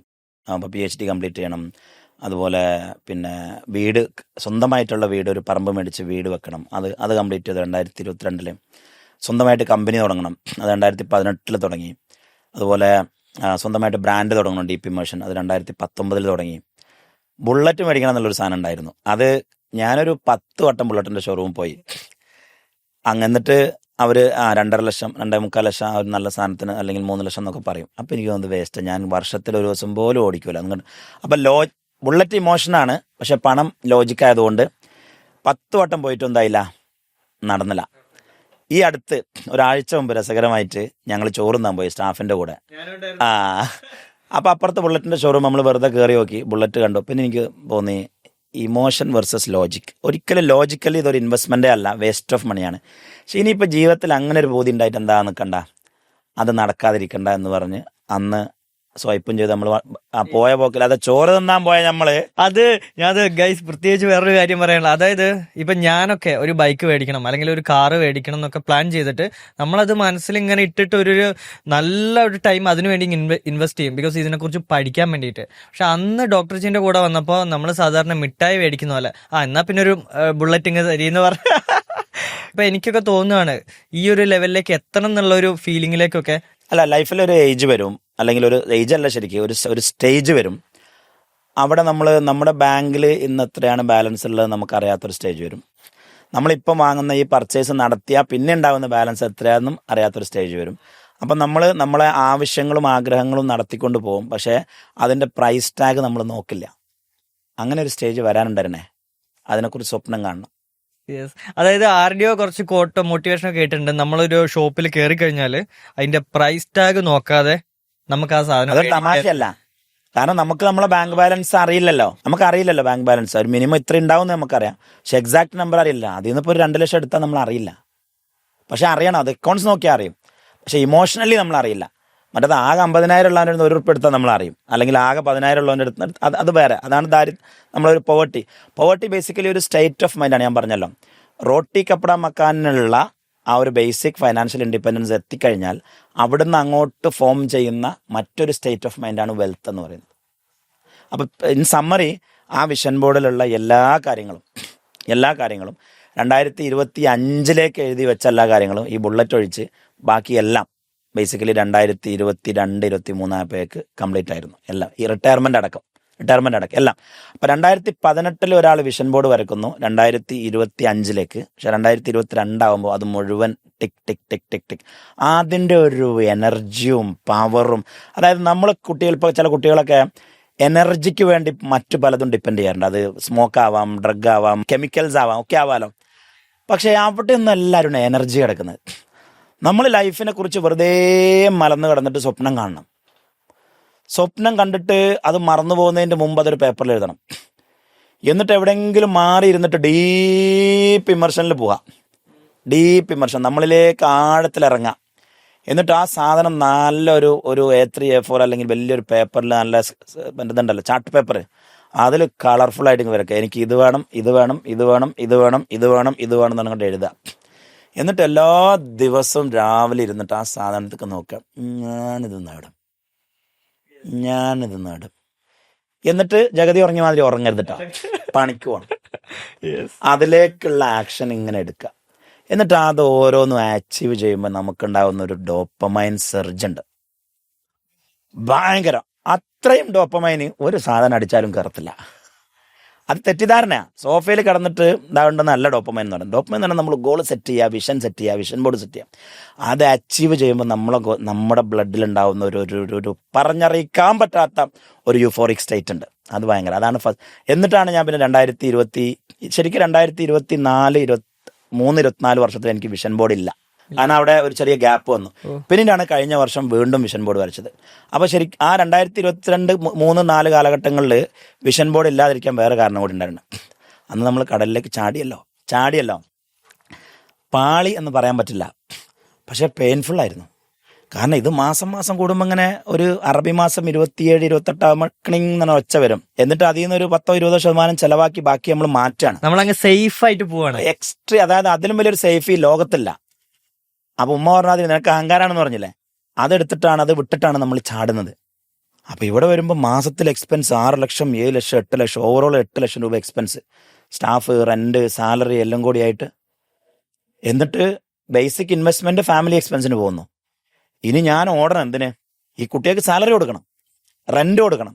അപ്പൊ ഞാൻ എൻ്റെ കോച്ചിങ് അസൈൻമെന്റ്സ് ഉണ്ടാവും, അവിടെ പോവും, കളക്ട് ചെയ്യും, മാസത്തിൽ 10 ലക്ഷം മേടിക്കും, ഇവിടെ കൊണ്ടുവന്നിട്ട്. അപ്പം ഷബീർ ഇങ്ങനെ ഇടയ്ക്ക് പറയുന്നതാണ്, ഡോക്ടർ കെട്ടായിട്ട് വരുന്നുണ്ട്, അല്ലെങ്കിൽ ഇതായിട്ട് വരുന്നുണ്ട്, ചെക്ക് ആയിട്ട് വരുന്നുണ്ടെന്ന് പറയും. അപ്പോൾ ഇവർക്ക് സാലറി ആവുന്നതിൻ്റെ ഒരു 2 ദിവസം 3 ദിവസം മുമ്പ് നമ്മൾ ചെക്ക് ആയിട്ട് വരണം. ഇത് ക്യാഷ് കൊടുക്കണം. അങ്ങനെ അപ്പം നമുക്ക് ലൈഫിൽ ശരിക്കും അപ്പം എനിക്ക് പലപ്പോഴും ഇവർ നന്നായിട്ട് പണിയൊക്കെ എടുക്കുമ്പം നമുക്ക് ഭയങ്കര മോട്ടിവേഷനാണ് ഇത് റെഡി ആവുന്നുള്ളത്. ഇപ്പം പറ്റ ഉഴപ്പുന്ന സമയം ഉണ്ടാവും സ്റ്റാഫ്, അതായത് അബ്സല്യൂട്ട്. അപ്പം നമുക്ക് കരച്ചിൽ വരും. നമ്മൾ 10-16 മണിക്കൂർ നിന്ന് ക്ലാസ് എടുത്ത് ഒരാഴ്ചയും 10 ദിവസവും 20 ദിവസവും ക്ലാസ് എടുത്ത് വന്നിട്ടായിരിക്കും ക്യാഷും കൊണ്ടുവരിക. ആ ക്യാഷ് മേലൊക്കെ വേദന ഉണ്ട്, ഊരവേദന, മേലുവേദന ഒക്കെ ആവുന്നുണ്ടാവും. ആ ക്യാഷ് ഞാൻ ഇൻവെസ്റ്റ് ചെയ്യുന്ന അവന് അവിടെ ഉണ്ടാവും ഒരുത്തൻ നല്ലൊരു ഭംഗി ഇട്ടിട്ട് അതിൽ ഉറങ്ങുന്നത്. എന്താ പറയാ ആ സാധനത്തിന്? Bean bag. ബീൻ ബാഗിൽ ഉച്ചക്ക് 12 മണിക്ക് എന്ന് പറഞ്ഞിട്ട് ഉറങ്ങുന്നുണ്ടാവും. അപ്പൊ ഇവന്റെ ഉറക്കം കണ്ടിട്ട് അപ്പുറത്തോൻ ഉറങ്ങണേ, ഇവന്റെ ഉറക്കം കണ്ട് അപ്പുറത്തോൻ ഉറങ്ങണേ. അപ്പൊ ഞാൻ പറഞ്ഞു മേലാൽ ഓഫീസിൽ വെറുതെ കുട്ടി ഇവനൊന്നും തന്നെ പിരിച്ചിട്ടാണ്. അപ്പൊ നമ്മൾ അവർക്ക് സാലറി കൊടുക്കാൻ വേണ്ടി നമ്മൾ വർക്ക് ചെയ്യണോ എന്നൊക്കെ ചിലപ്പോൾ തോന്നിപ്പോ സങ്കടം വരും, കരച്ചിൽ വരും. ഞാൻ കരഞ്ഞിട്ടുണ്ട്, സ്ട്രഗിൾ ചെയ്തിട്ടുണ്ട്. ഫാമിലിക്ക് ടൈം കിട്ടൂല. അങ്ങനെ കണ്ട് 2 വർഷം, ആദ്യത്തെ വർഷം ഒരു 50-60 ലക്ഷം ലോസ്. അതായത് ഒരു സേഫ് സോണിന്ന് ഇങ്ങോട്ട് വരികയാണ്. അത് ഒരു അപ്പൊ ഇടക്ക് തോന്നും വേണ്ടില്ലായിരുന്നു അല്ലേ, വേണ്ടാത്ത പണിയായിരുന്നു. കാരണം ഉമ്മ പണ്ടേ പറഞ്ഞ എനിക്ക് പിരാന്താണെന്ന്, ജ്യേഷ്ഠനും പറഞ്ഞ എനിക്ക് പിരാന്താണ്, ഫ്രണ്ടും പറഞ്ഞ എല്ലാവരും പറഞ്ഞ പിരാന്താണെന്ന്. അപ്പൊ ശരിക്കും എനിക്ക് ഭ്രാന്തായിരുന്നോ, ഞാനെടുത്ത തീരുമാനം തെറ്റായിരുന്നോ എന്ന് ആലോചിച്ചിട്ട് ഞാൻ ഒരുപാട് കരഞ്ഞിട്ടുണ്ട്. 2ാമത്തെ വർഷം ബ്രേക്ക് ഈവൻ ആയടാ. സെറ്റായി വരുന്നു പവറായി വരുന്നത്. ബ്രേക്ക് ഈവൻ ആയപ്പോ ഒരു ഹോപ്പൊക്കെ വന്ന് പിന്നെ അതാ പറഞ്ഞേ, പോവർട്ടി മാറി. ഈ നഷ്ടത്തിൽ പോകുമ്പോൾ നമ്മൾ ചിന്തിക്കുന്നതും എടുക്കുന്ന തീരുമാനങ്ങളും ഒക്കെ തെറ്റായി പോകും. ബ്രേക്ക് ഈവൻ ആകുമ്പോൾ തന്നെ തീരുമാനങ്ങളൊക്കെ ഒന്ന് സ്ട്രൈറ്റ് ആവാൻ തുടങ്ങി. ധൈര്യം, റിസ്ക് എടുക്കാനുള്ള ധൈര്യം, ഇവിടെ സാലറിക്ക് വേണ്ടി ഇടുന്ന ക്യാഷൊക്കെ നമുക്ക് ഓപ്പറേഷണൽ കോസ്റ്റ് ഇടുന്നൊക്കെ ഒരു മോട്ടിവേഷനായി വന്നു. 3ാമത്തെ വർഷം പ്രോഫിറ്റബിൾ ആയി. ചെറിയ പ്രോഫിറ്റ് വെറും 12 ലക്ഷം രൂപ നെറ്റ് പ്രോഫിറ്റ്, എല്ലാ ചെലവും കഴിച്ച്. എന്നിട്ട് ഞങ്ങൾ വീതിച്ചെടുത്ത്, ഞങ്ങൾ പാർട്ട്നേഴ്സ് ചെറിയ ക്യാഷ് 2 ലക്ഷം, 2.5 ലക്ഷം, 6 ലക്ഷം ഒക്കെ ക്യാഷ് കിട്ടുന്നു. പക്ഷേ ഞാൻ വാങ്ങിയ കോടിക്കണക്കിന് രൂപയുടെ ശമ്പളത്തേക്കാൾ എൻ്റെ ലൈഫിൽ എനിക്ക് കിക്ക് കിട്ടിയത് ഈ 2 ലക്ഷത്തിനും 3 ലക്ഷത്തിനാണ്. കാരണം നമ്മളൊരു സാധനം ഉണ്ടാക്കിയെടുത്തിട്ട് അതിൽ നിന്ന് കിട്ടിയ ഈ വർഷമാണ് ഞങ്ങൾ ആദ്യമായിട്ട് ഞങ്ങളെ കമ്പനിയിൽ നിന്ന് സാലറി എടുത്തത്. അവിടെ ഒരു ബിസിനസ്സിന് റോൾ ഉണ്ടായിരുന്നു. ആദ്യത്തെ 3 വർഷം കമ്പനിയിൽ നിന്ന്, ആദ്യത്തെ 3 വർഷം ഒരു സ്റ്റാർട്ടപ്പ് തുടങ്ങിയിട്ട് ആദ്യത്തെ 3 വർഷം പ്രൊമോട്ടേഴ്സ് അല്ലെങ്കിൽ ഡയറക്ടേഴ്സ് ₹1 സാലറി എടുക്കരുത്. അതിനെന്താണോ വേണ്ടത് അത് കൊടുത്ത് തീറ്റിപ്പോറ്റി മാസം ചെക്ക് കൊണ്ടുവന്നിട്ട് അതിനെ പോറ്റണം. നിങ്ങൾക്ക് നിങ്ങളുടെ മിഷനിലും വിഷനിലും വിശ്വാസം ഉണ്ടെങ്കിൽ ആര് പറഞ്ഞാലും നമ്മൾ പിന്തിരിയരുത്. പക്ഷേ 3 വർഷം കഴിഞ്ഞിട്ട് വീണ്ടും ആ സാധനത്തിലേക്ക് അങ്ങോട്ട് പൈസ ഇടേണ്ട ഒരു സാഹചര്യം ഉണ്ടെങ്കിൽ നിങ്ങളോ അല്ലെങ്കിൽ നിങ്ങളുടെ ബിസിനസ് മോഡലോ അല്ലെങ്കിൽ നിങ്ങൾ നടത്തുന്ന രീതിയോ ശരിയല്ല, അത് പൂട്ടണം. അല്ലെങ്കിൽ നിങ്ങളെ തറവാടും കൊണ്ടേ ആ ബിസിനസ് പോകും. ഇപ്പം 4ാമത്തെ വർഷമാണ് ഞങ്ങൾ. ഇപ്പം ഭയങ്കര രസമാണ്. അതായത് we are paying our self. നമ്മൾ 10-25 സ്റ്റാഫായിപ്പോൾ ഈ സ്റ്റാഫിനൊക്കെ മാസത്തിൽ സാലറി കൊടുക്കുക. അതിപ്പോൾ വർഷത്തിൽ എങ്ങനെയായാലും ഞങ്ങൾ 2-3 ഒക്കെ ബോണസ് കൊടുക്കുന്നു, മാന്യമായ സാലറി കൊടുക്കുന്നു. എന്നൊക്കെയാണെങ്കിലും തുടങ്ങിയ അന്ന് മുതൽ ഇന്ന് വരെ വെരി പ്രൗഡ് ഓൺട്രപ്രണർ ആയാം. തുടങ്ങിയ അന്ന് മുതൽ ഇന്ന് വരെ ഒരു ദിവസം പോലും അല്ലെങ്കിൽ ഒരു മാസം പോലും 2-ാം തീയതി എന്ന ഒരു ദിവസമുണ്ടെങ്കിൽ എൻ്റെ സ്റ്റാഫിന് സാലറി വന്നിരിക്കും. അതൊരു പ്രൗഡ് മൊമെന്റ് തന്നെയായിരിക്കും അല്ലെ, ഒരു വല്ലാത്തൊരു ഫീലിംഗ് തന്നെയായിരിക്കും. അതിന്റെ ഇടയ്ക്ക് ഒരു ക്വസ്റ്റ്യൻ ചോദിക്കട്ടെ, നമ്മൾ ഈ ജോലിയിൽ നിന്ന് ഈ ബിസിനസ്സിലേക്ക് ഇറങ്ങിയല്ലോ, അപ്പൊ കുറെ പേര് നെഗറ്റീവ് പറഞ്ഞല്ലോ. നെഗറ്റീവ് അല്ല, അവരുടെ ഭാഗം സേഫ് ആണ്. ഇപ്പൊ അവരെന്ത് പറയുന്നു, അന്ന് ഡോക്ടർ എടുത്ത തീരുമാനം കറക്റ്റ് അല്ലേന്നോ? അല്ലെങ്കിൽ അത് പറയാനായിട്ടില്ല. എന്തുകൊണ്ട് വെച്ചാല് അന്ന് എനിക്ക് കിട്ടുന്ന ക്യാഷ് ഒന്നും ഇപ്പൊ കിട്ടുന്നില്ലല്ലോ, അതിലേക്കൊന്നും ഞാൻ എത്തിയിട്ടില്ല. അപ്പൊ അന്ന് ഞാൻ അവർക്ക് കൊടുക്കുന്ന ക്യാഷും ഇപ്പൊ കൊടുക്കുന്നില്ലല്ലോ. അവരിനി മാറ്റി പറയണമെങ്കിൽ അന്ന് കിട്ടിയിരുന്ന ഒരു പ്രിവിലേജും ക്യാഷും ഇൻഫ്ലോയും അവർക്ക് ഇന്ന് കിട്ടണം. അതിന് 2 കാരണങ്ങളാണ്. ഒന്ന്, അവരൊക്കെ അവരുടേതായ ലൈഫിൽ ബേസിക് സെറ്റിൽമെന്റ് നമ്മൾ ചെയ്തിട്ടുണ്ട്, വീടും സംഭവങ്ങളൊക്കെ ആയിട്ട്. അപ്പോൾ ഇനി എനിക്ക് 4 കുട്ടികളുണ്ട്, എനിക്ക് ഫാമിലി ഉണ്ട്. എൻ്റെ കുട്ടികൾക്ക് വേണ്ടിയുള്ള ഫ്യൂച്ചറിന് വേണ്ടി ഇൻവെസ്റ്റ് ചെയ്യേണ്ട ഒരു സമയമായി. അപ്പോൾ ബേസിക്കലി അവരവരുടെ കാലഘട്ടത്തിൽ റൈറ്റ് ആയിരുന്നു. ഇപ്പോൾ അവർക്കറിയാം ഇവൻ പോകുന്ന പോക്ക് കറക്റ്റാണ് എന്നറിയാം. പക്ഷെ അന്ന് കിട്ടുന്ന ആ ഒരു ക്യാഷ് അവർക്ക് കൊടുക്കുന്ന ഒരു സാഹചര്യത്തിലേക്ക് ഞാൻ എത്തിയിട്ടില്ല. പക്ഷെ എന്നിരുന്നാലും എന്നാൽ കഴിയുന്ന ഒരു സാലറി ഫിക്സഡ് സാലറി എല്ലാ കുടുംബാംഗങ്ങൾക്കും, പെങ്ങൾക്ക്, ജ്യേഷ്ഠനൊക്കെ ഞാൻ ആർക്കാണോ സാലറി അന്ന് വലുത് കൊടുക്കാൻ കഴിഞ്ഞിരുന്നു, ഇപ്പൊ ചെറുത്. പക്ഷെ ഫിക്സഡ് ആയിട്ട് മാസത്തിൽ 2-ാം തീയതി ദിവസം ഉണ്ടെങ്കിൽ അവർക്കൊക്കെ സാലറി പോകും. അതായത് ഈ സ്റ്റാഫിനെ പോലെ തന്നെ ഫാമിലി മെമ്പേഴ്സിനും സാലറി പോകും. വൈഫിനും പോവും, എല്ലാവർക്കും പോവും. അടിപൊളി അടിപൊളി. ഓക്കെ, ഞാൻ ഇതിങ്ങനെ ഈ കഥ ഇങ്ങനെ കേട്ടോ വരുമ്പോൾ അടുത്ത കാര്യം ചോദിക്കുകയാണ്. ഒരു വാലിഡ് ക്വസ്റ്റ്യൻ ആണ്. അതായത് ഇപ്പൊ നമുക്ക് ഒരു ബിസിനസ് ഉണ്ടെങ്കിൽ ഒരു 90% ആൾക്കാരും ആ ബിസിനസ്സിൽ കടന്നിട്ട് ഇങ്ങനെ ഉരുണ്ട് മറയാണ്. അവർക്ക് ഒന്നെങ്കിലും ഫാമിലി ശ്രദ്ധിക്കാൻ പറ്റില്ല, ബിസിനസ്സിൽ ശ്രദ്ധിക്കാൻ പറ്റില്ല, രണ്ടിന്റെ ഇടയിൽ ഇങ്ങനെ സ്റ്റക്കായി കിടക്കാണ്. ആ ഒരു സമയത്താണ് ഇപ്പോൾ ഡോക്ടർ ജി ഇപ്പോൾ ഒരുപാട് കമ്പനികളെ കോച്ചിങ്ങിലൂടെ റെഡിയാക്കി കൊണ്ടിരുന്നു. അതുപോലെ തന്നെ സ്വന്തമായിട്ട് ഇപ്പൊ 3 ബ്രാൻഡ്സ് ഇല്ലേ, 3 ബ്രാൻഡ്സ് ഉണ്ട്. അതിന്റെ കൂടെ തന്നെ ഇതുപോലെ കോണ്ടന്റ് പരിപാടീസ് അതിന്റെ ഇടയിൽ കൂടെ ചെയ്യുന്നത്. അതിന്റെ കൂടെ തന്നെ ഗ്ലോബലി ട്രിപ്പ്. ഞാനിപ്പോ സോഷ്യൽ മീഡിയ ഇങ്ങനെ തുറക്കുമ്പോൾ ഒന്നെങ്കിലും മറ്റേ സ്വിറ്റ്സർലാൻഡ്, അല്ലെങ്കിൽ ഇവിടെ പിന്നെ ഒരുപാട് സ്ഥലങ്ങൾ, മറ്റേ ഫിലിപ്പീൻസ്, ഒരു സമയത്ത് ദുബായ് ആണെങ്കിൽ ഒരു സമയത്ത് ചൈന. ഇപ്പൊ കഴിഞ്ഞ മാസത്തൊക്കെ ചൈന, 1 മാസത്തോളം ചൈനയിലുണ്ടായിരുന്നു. അപ്പൊ ഈ പരിപാടികളൊക്കെ എങ്ങനെയാണ് ഇത്, കാരണം ഇത് ചിന്തിക്കാൻ തന്നെ പറ്റുന്നില്ല. ഇത് എങ്ങനെ ഇപ്പൊ ഈ മൂപ്പരെ കൊണ്ട് ഇതൊക്കെ നടക്കുന്നേന്നുള്ള ഒരു എന്തെങ്കിലും ട്രിക്കോ അല്ലെങ്കിൽ എന്തെങ്കിലും ഒരു സ്ട്രാറ്റജി ഉണ്ടാവുമല്ലോ, ഒന്ന് പറയാൻ പറ്റും? ഇതിപ്പോ 2025 ഡിസംബർ ആണല്ലോ. 2026 ജൂലൈ 29 ഞാൻ ജോർജിയയിലായിരിക്കും. 2026 ഏപ്രിൽ 14 മുതൽ മെയ് 5 വരെ ഞാൻ ചൈനയിലായിരിക്കും. 2026 മാർച്ച് മാസത്തിൽ ഞാൻ ജപ്പാനിലായിരിക്കും. 2026 ഓഗസ്റ്റ് മാസത്തിൽ ഞാൻ വീണ്ടും ചൈനയിലായിരിക്കും. ചുരുക്കി പറഞ്ഞാൽ 2026 ഡിസംബർ വരെയുള്ള എല്ലാ മാസത്തിലെയും എല്ലാ ഡേറ്റുകളും, അതിൽ ജൂൺ മാസത്തിൽ ബിസിനസ് ഇമ്മർഷൻ നടക്കും, ഡിസംബർ മാസത്തിൽ ബിസിനസ് ഇമ്മർഷൻ നടക്കും, ജൂലൈ മാസത്തിൽ ഡീപ്പ് ഇമ്മർഷൻ നടക്കും ജോർജിയയിൽ. അങ്ങനെ തുടങ്ങി. I'm not busy actually, I'm very much scheduled. അപ്പം 4 എലമെൻറ്റിനാണ്. അതായത് ഇനി മറ്റൊരു മാസം നമ്മൾ ഡിസ്ക്രൈബ് ചെയ്യുകയാണെങ്കിൽ മാസത്തിൽ 3 ദിവസം ഞാൻ എൻ്റെ കമ്പനിയിലുണ്ടാവും. അത് 3ഉം ഒരു ഹെഡ് ക്വാർട്ടേഴ്സ് വെച്ചിട്ടാണ് നമ്മൾ ഓപ്പറേറ്റ് ചെയ്യുന്നത്. അപ്പം 3 ദിവസം അവിടെ വന്ന് അവിടെ GM-ഉം എക്സിക്യൂട്ടീവ് ഡയറക്ടറും ഒക്കെ ഉണ്ട്, നമ്മൾ പാർട്ട്നേഴ്സൊക്കെ ഉണ്ട്. അപ്പം അവർക്ക് വേണ്ട ഒരു ഡയറക്ഷൻ കൊടുക്കുക എന്നുള്ള റോള് മാത്രമേ എനിക്ക്. അത് അതിൻ്റെ എന്താ പറയുക, മൈക്രോ മാനേജ്മെൻറ്റിൽ എനിക്ക് ജോബില്ല. ഞാൻ ഈ വർഷം അവരെന്താ ചെയ്യേണ്ടത്, എത്ര കോടി അച്ചീവ് ചെയ്യണം എന്നുള്ള ഗോൾ ഓൾറെഡി സെറ്റ് ചെയ്ത് കൊടുത്തിട്ടുണ്ട്. അതെങ്ങനെ അച്ചീവ് ചെയ്യണം എന്നുള്ള ബേസിക് ടൂൾസും കൊടുത്തിട്ടുണ്ട്, സിസ്റ്റം ഉണ്ട് അവിടെ. They just have to run the system, things will happen. അപ്പം അരുൺ അതിൻ്റെ ഭാഗമാണ്, ഷബീർ അതിൻ്റെ ഭാഗമാണ്, എല്ലാവരും അതിൻ്റെ ഭാഗമാണ്. Everybody is working towards it. അപ്പോൾ അത് കമ്പനി അങ്ങനെ റൺ ആവും. പിന്നെ വേണ്ടത് എല്ലാ ആൾട്ടർനേറ്റീവ് ഡേയ്സിലും ഈവനിങ്ങിൽ 8 മണിക്ക് ഞാൻ കോച്ച് ചെയ്യുന്ന 200 കമ്പനികൾക്കുള്ള ഫോളോ അപ്പ് സെഷൻ ഉണ്ടായിരിക്കും. ഞാൻ ലോകത്തിൻ്റെ എവിടെയാണെങ്കിലും ഞാനത് അറ്റൻഡ് ചെയ്തിരിക്കും. എവിടെയാണെങ്കിലും ആ ടൈം ഞാൻ അറ്റൻഡ് ചെയ്തിരിക്കും. അവർക്ക് വേണ്ട ഗൈഡൻസും മെൻറ്ററിങ്ങും ഫോളോ അപ്പും ഞാൻ കൊടുത്തിരിക്കും. അതുപോലെ ഫാർമസിയിൽ മാസത്തിൽ 3 ദിവസം ഞാൻ പോയിരിക്കും. അങ്ങനെ ഓരോ കമ്പനികൾക്കും ഞാൻ നമ്പർ ഓഫ് ഡേയ്സ് സ്പ്ലിറ്റ് ചെയ്ത് കൊടുത്തിട്ടുണ്ട്. അത് 2 ദിവസം ഉള്ളവരുണ്ടാവും, 3 ദിവസം ഉള്ളവരുണ്ടാവും, ആഴ്ചയിൽ 3 മണിക്കൂർ കിട്ടുന്നവരുണ്ട്. അങ്ങനെ ഡിഫറെൻറ്റ് കൈൻഡ് ഓഫ് പേയ്മെൻറ്റ്സ് ഉള്ള ഡിഫറെൻറ്റ് കൈൻഡ് ഓഫ് ആളുകളാണ്. അപ്പോൾ ഇതൊക്കെ വെൽ ഷെഡ്യൂൾഡാണ്. അപ്പോൾ ഒരു മാസത്തിൽ 30 ദിവസം ഉണ്ടെങ്കിൽ 2 ദിവസം ഈ കമ്പനി, 2 ദിവസം ഈ കമ്പനി, 2 ദിവസം ഈ കമ്പനി, 3 ദിവസം എൻ്റെ കമ്പനി, 7 ദിവസം ഫാമിലി, ഒരു 5 ദിവസം ട്രാവലിങ്. അങ്ങനെ 30 ദിവസത്തെ നമ്മൾ വെല്ലായിട്ട് ഡിസ്ട്രിബ്യൂട്ട് ചെയ്തിരിക്കുന്നു. എന്നും 6 മണിക്ക് എഴുന്നേൽക്കും, രാത്രി 10-11 മണി വരെ വർക്ക് ചെയ്യും. Saturday Sunday off. ട്രാവലിംഗ് ആണെങ്കിൽ പിന്നെ ഒരു ട്രാവലിംഗ് മോഡ്, അല്ല വീട്ടിലാണെങ്കിൽ സാറ്റർഡേ സൺഡേ ഓഫ്. അപ്പോൾ ഒരു സാധാരണ എംപ്ലോയി വർക്ക് ചെയ്യുന്നതിൻ്റെ അവൻ 8 മണിക്കൂർ വർക്ക് ചെയ്യുമ്പോൾ നമ്മൾ ഒരു 16 മണിക്കൂർ വെച്ച് 365 ദിവസം ഓഫ് എന്ന് പറഞ്ഞാൽ ഈ ഫാമിലി ഡേയ്സ് ആണ് ബേസിക്കലി ഈ ഓഫ്. അപ്പോൾ ഫാമിലിക്ക് മാസത്തിൽ നമ്മൾ കൊടുക്കണല്ലേ 7 ദിവസം. അപ്പോൾ അത് ഈ ഓഫ് ഡേയ്സ് ആണ്.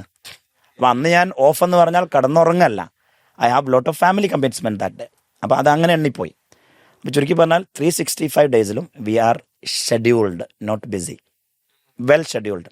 എന്നാലോ യൂട്യൂബിലും ഫേസ്ബുക്കിലും നോക്കിയാൽ എന്നും എൻ്റെ വീഡിയോ വന്നിരിക്കും. ഇൻസ്റ്റാഗ്രാമിൽ, യൂട്യൂബിൽ, ഫേസ്ബുക്കിൽ റെഗുലറായിട്ട് 2026 ഒറ്റ ദിവസവും മുടങ്ങാതെ. അതിൻ്റെ അർത്ഥം എന്നും ഞാൻ അതിന്മേൽ ഇരിക്കുന്നില്ല. മാസത്തിൽ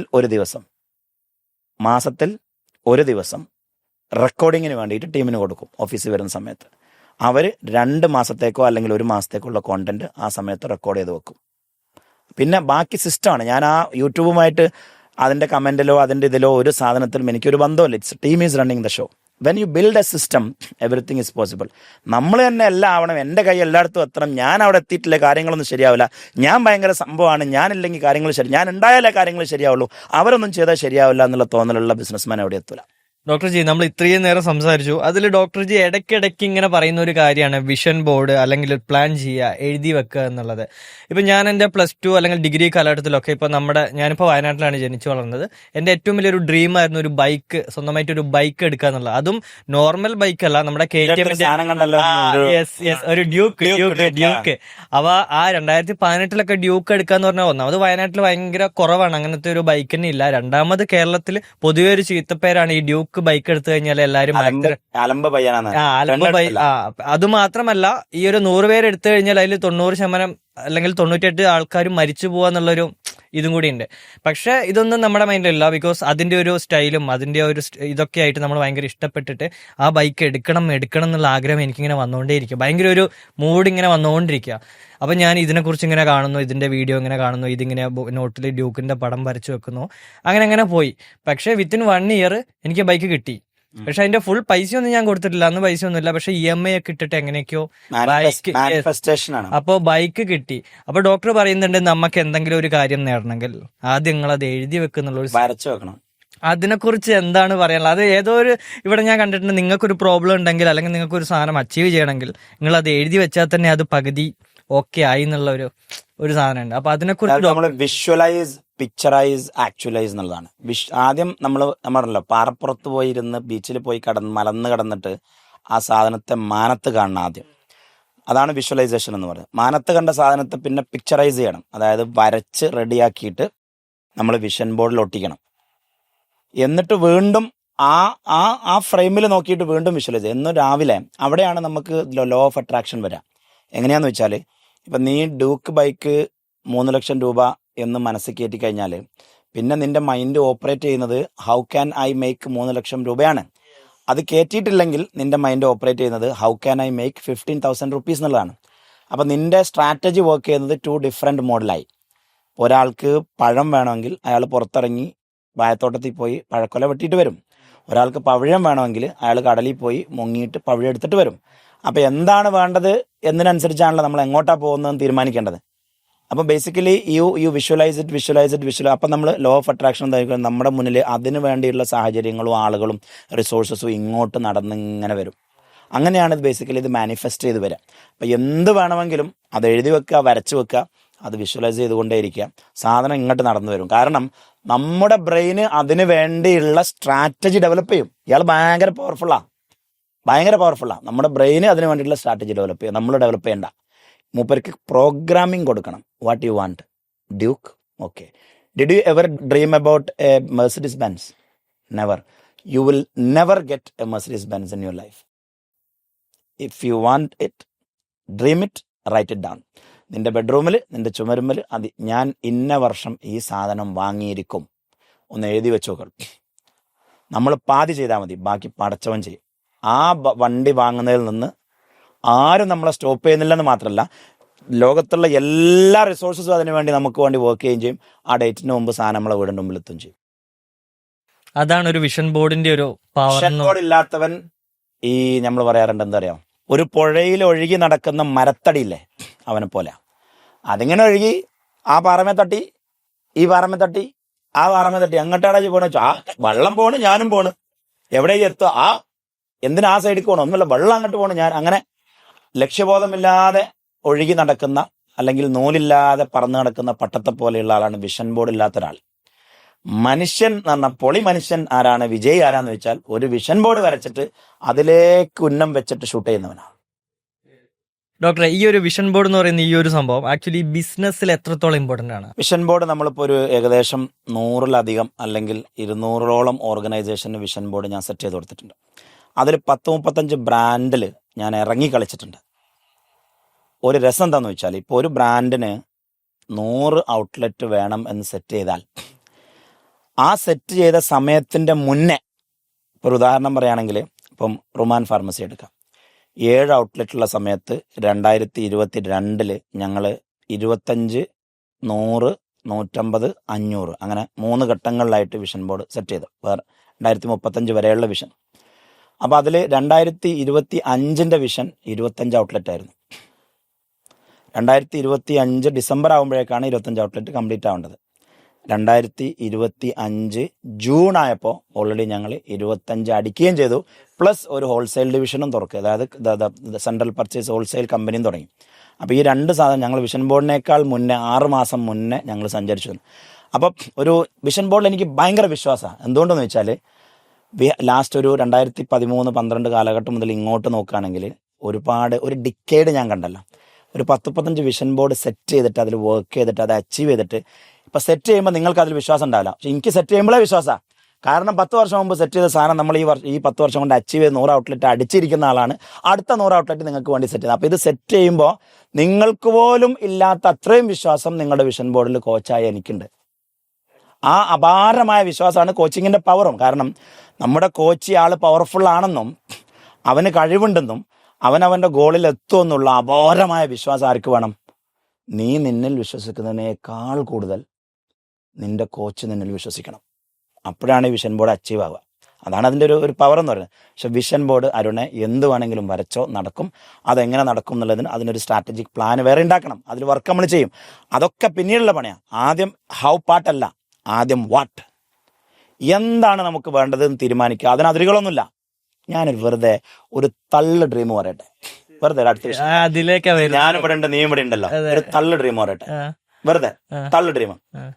ഇപ്പൊ ഒരു US UK കാനഡയിലോ ആഫ്രിക്കയിലോ ഉള്ള വലിയൊരു ബിസിനസ്മാൻ, അയാളുടെ കമ്പനിയിൽ വലിയൊരു പ്രശ്നമുണ്ട്. ഒരു പാർട്ട്നേഴ്സ് തമ്മിൽ വലിയൊരു എൻ്റെ ഒരു വലിയ സ്കില്ല് എന്ന് പറയുന്നത് conflict resolution and decision making സ്കില്ലാണ്.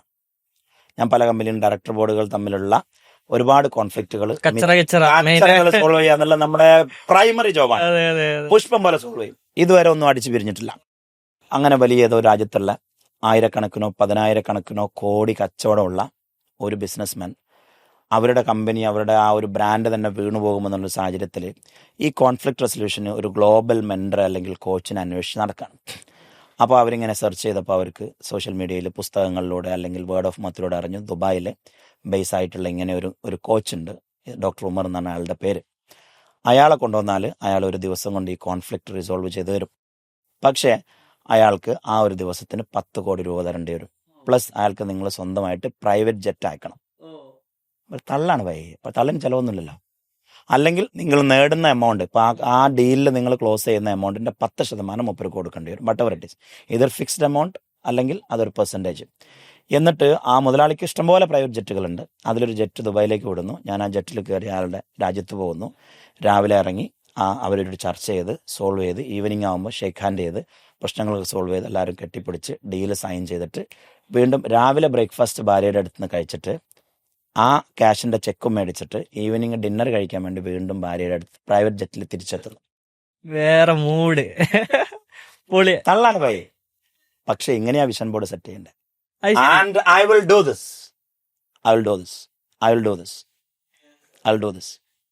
അതായത് നമുക്ക് എന്താ പറയാ, ഡ്രീമിന് ഒരു ലിമിറ്റേഷൻ ലിമിറ്റേഷൻ ഉണ്ടാകാൻ പാടില്ല എന്ന് പറഞ്ഞു.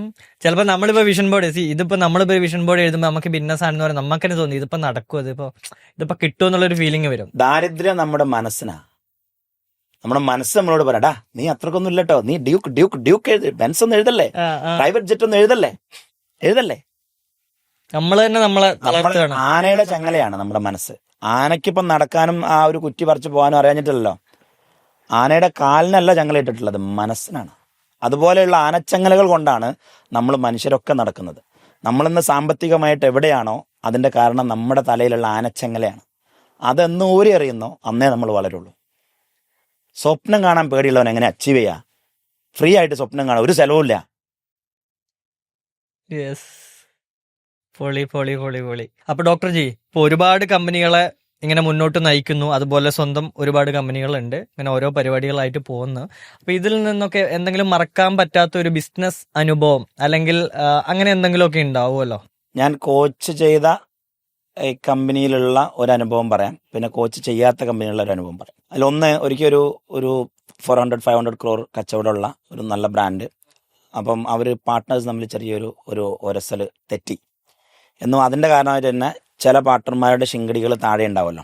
അപ്പോൾ ഈ ശിങ്കടികളും മൊത്തം ഡയറക്ടർ ബോർഡും ഒക്കെ തെറ്റി കമ്പനി ഇങ്ങനെ ഞാൻ പോകുമ്പോൾ ഓനെയും കൊണ്ടുപോകും, ഞാൻ അങ്ങനെ ഭയങ്കര കച്ചറലാണ്. അപ്പോൾ പ്രശ്നം എന്താണെന്ന് വെച്ചാൽ ഇതിൽ ഒരുപാട് ഇൻവെസ്റ്റ്മെൻറ്റും കാര്യങ്ങളൊക്കെ ഉണ്ട്. അപ്പം ഈ 500 കോടി കച്ചവടമുള്ള ഒരു കമ്പനി പൊട്ടുക എന്ന് പറയുമ്പം ഒരുപാട് ആളുകളുടെ 1400 1500 എംപ്ലോയീസ് ഉണ്ട്. ഇവരുടെ ജോലി പോകും, ഇൻവെസ്റ്റേഴ്സിൻ്റെ പൈസ പോകും, ബിഗ്ഗർ പ്രശ്നമാണ്. അപ്പം ഞാൻ അന്ന് പോയി, എൻ്റെ അന്നത്തെ ടാസ്ക് എന്ന് പറഞ്ഞാൽ ഈ പ്രശ്നം സോൾവ് ചെയ്യുക എന്നുള്ളതാണ്. അപ്പം ഇതിപ്പോൾ ചർച്ച നേരിട്ട് എന്ന് തുടങ്ങി അവിടെ അടിയല്ലാത്തൊക്കെ നടക്കും. അടി തന്നെ അങ്ങോട്ടും ഇങ്ങോട്ടും ചുണ്ടുമെന്ന് ചോര വരും. അപ്പോൾ ഞാൻ വരച്ചാൽ ഇത് ചർച്ച നടത്തിയ കൊളാവും, കാരണം എല്ലാവർക്കും കുറേ പറയാനുണ്ടാവും. ഞാൻ പറഞ്ഞു ഓക്കെ, നമുക്കൊരു കാര്യം ചെയ്യാം, ചർച്ചയിലേക്ക് വരുന്നതിന് മുമ്പ് നിങ്ങളെല്ലാവരും ഒന്ന് എഴുന്നേറ്റ് നിൽക്കൂ പ്ലീസ്, നമുക്കൊന്ന് ഹഗ് ചെയ്താലോ. എന്നിട്ട് എല്ലാവരെയും പരസ്പരം അങ്ങോട്ടും ഇങ്ങോട്ടും ഒന്ന് കെട്ടിപ്പിടിപ്പിച്ച്, അത് മനുഷ്യൻ്റെ ഭയങ്കര ഒരു സൈക്കോളജിയാണ് കേട്ടോ. എല്ലാവരും ഒന്ന് കെട്ടിപ്പിടിച്ച് ഹഗ് ചെയ്ത് എന്നിട്ട് ഇനി എല്ലാവരും ഇരിക്കുന്നതാണ്, എല്ലാവരും ഇരിക്കുന്നതാണ്. അപ്പം എല്ലാവരും കത്തിയായിട്ടാണ് വന്നത്. എന്തിന്? കുത്തണം. പക്ഷെ ഹഗ് ചെയ്തതിനു ശേഷം ആർക്കൊന്നും വേണ്ട, പോക്കറ്റിൽ വെച്ചു. ഒരാൾ ആദ്യത്തെ ഏറ്റവും വലിയ കച്ചറക്കാരൻ, ഞാൻ ഇന്നലെ ഓനെ വിളിച്ചിട്ട് കുറെ ചീത്തൊക്കെ പറഞ്ഞു ഡോക്ടറെ, സാരല്ല, അത് അന്നത്തെ ദേശത്തിന് പറഞ്ഞതാണ്, അത് വിടി, ഇനിയിപ്പോൾ നമ്മളിത് എങ്ങനെയാണ് മുന്നോട്ട് കൊണ്ടുപോകാന്ന് വെച്ചു. മൂപ്പര് എന്നോട് ഇങ്ങോട്ട്.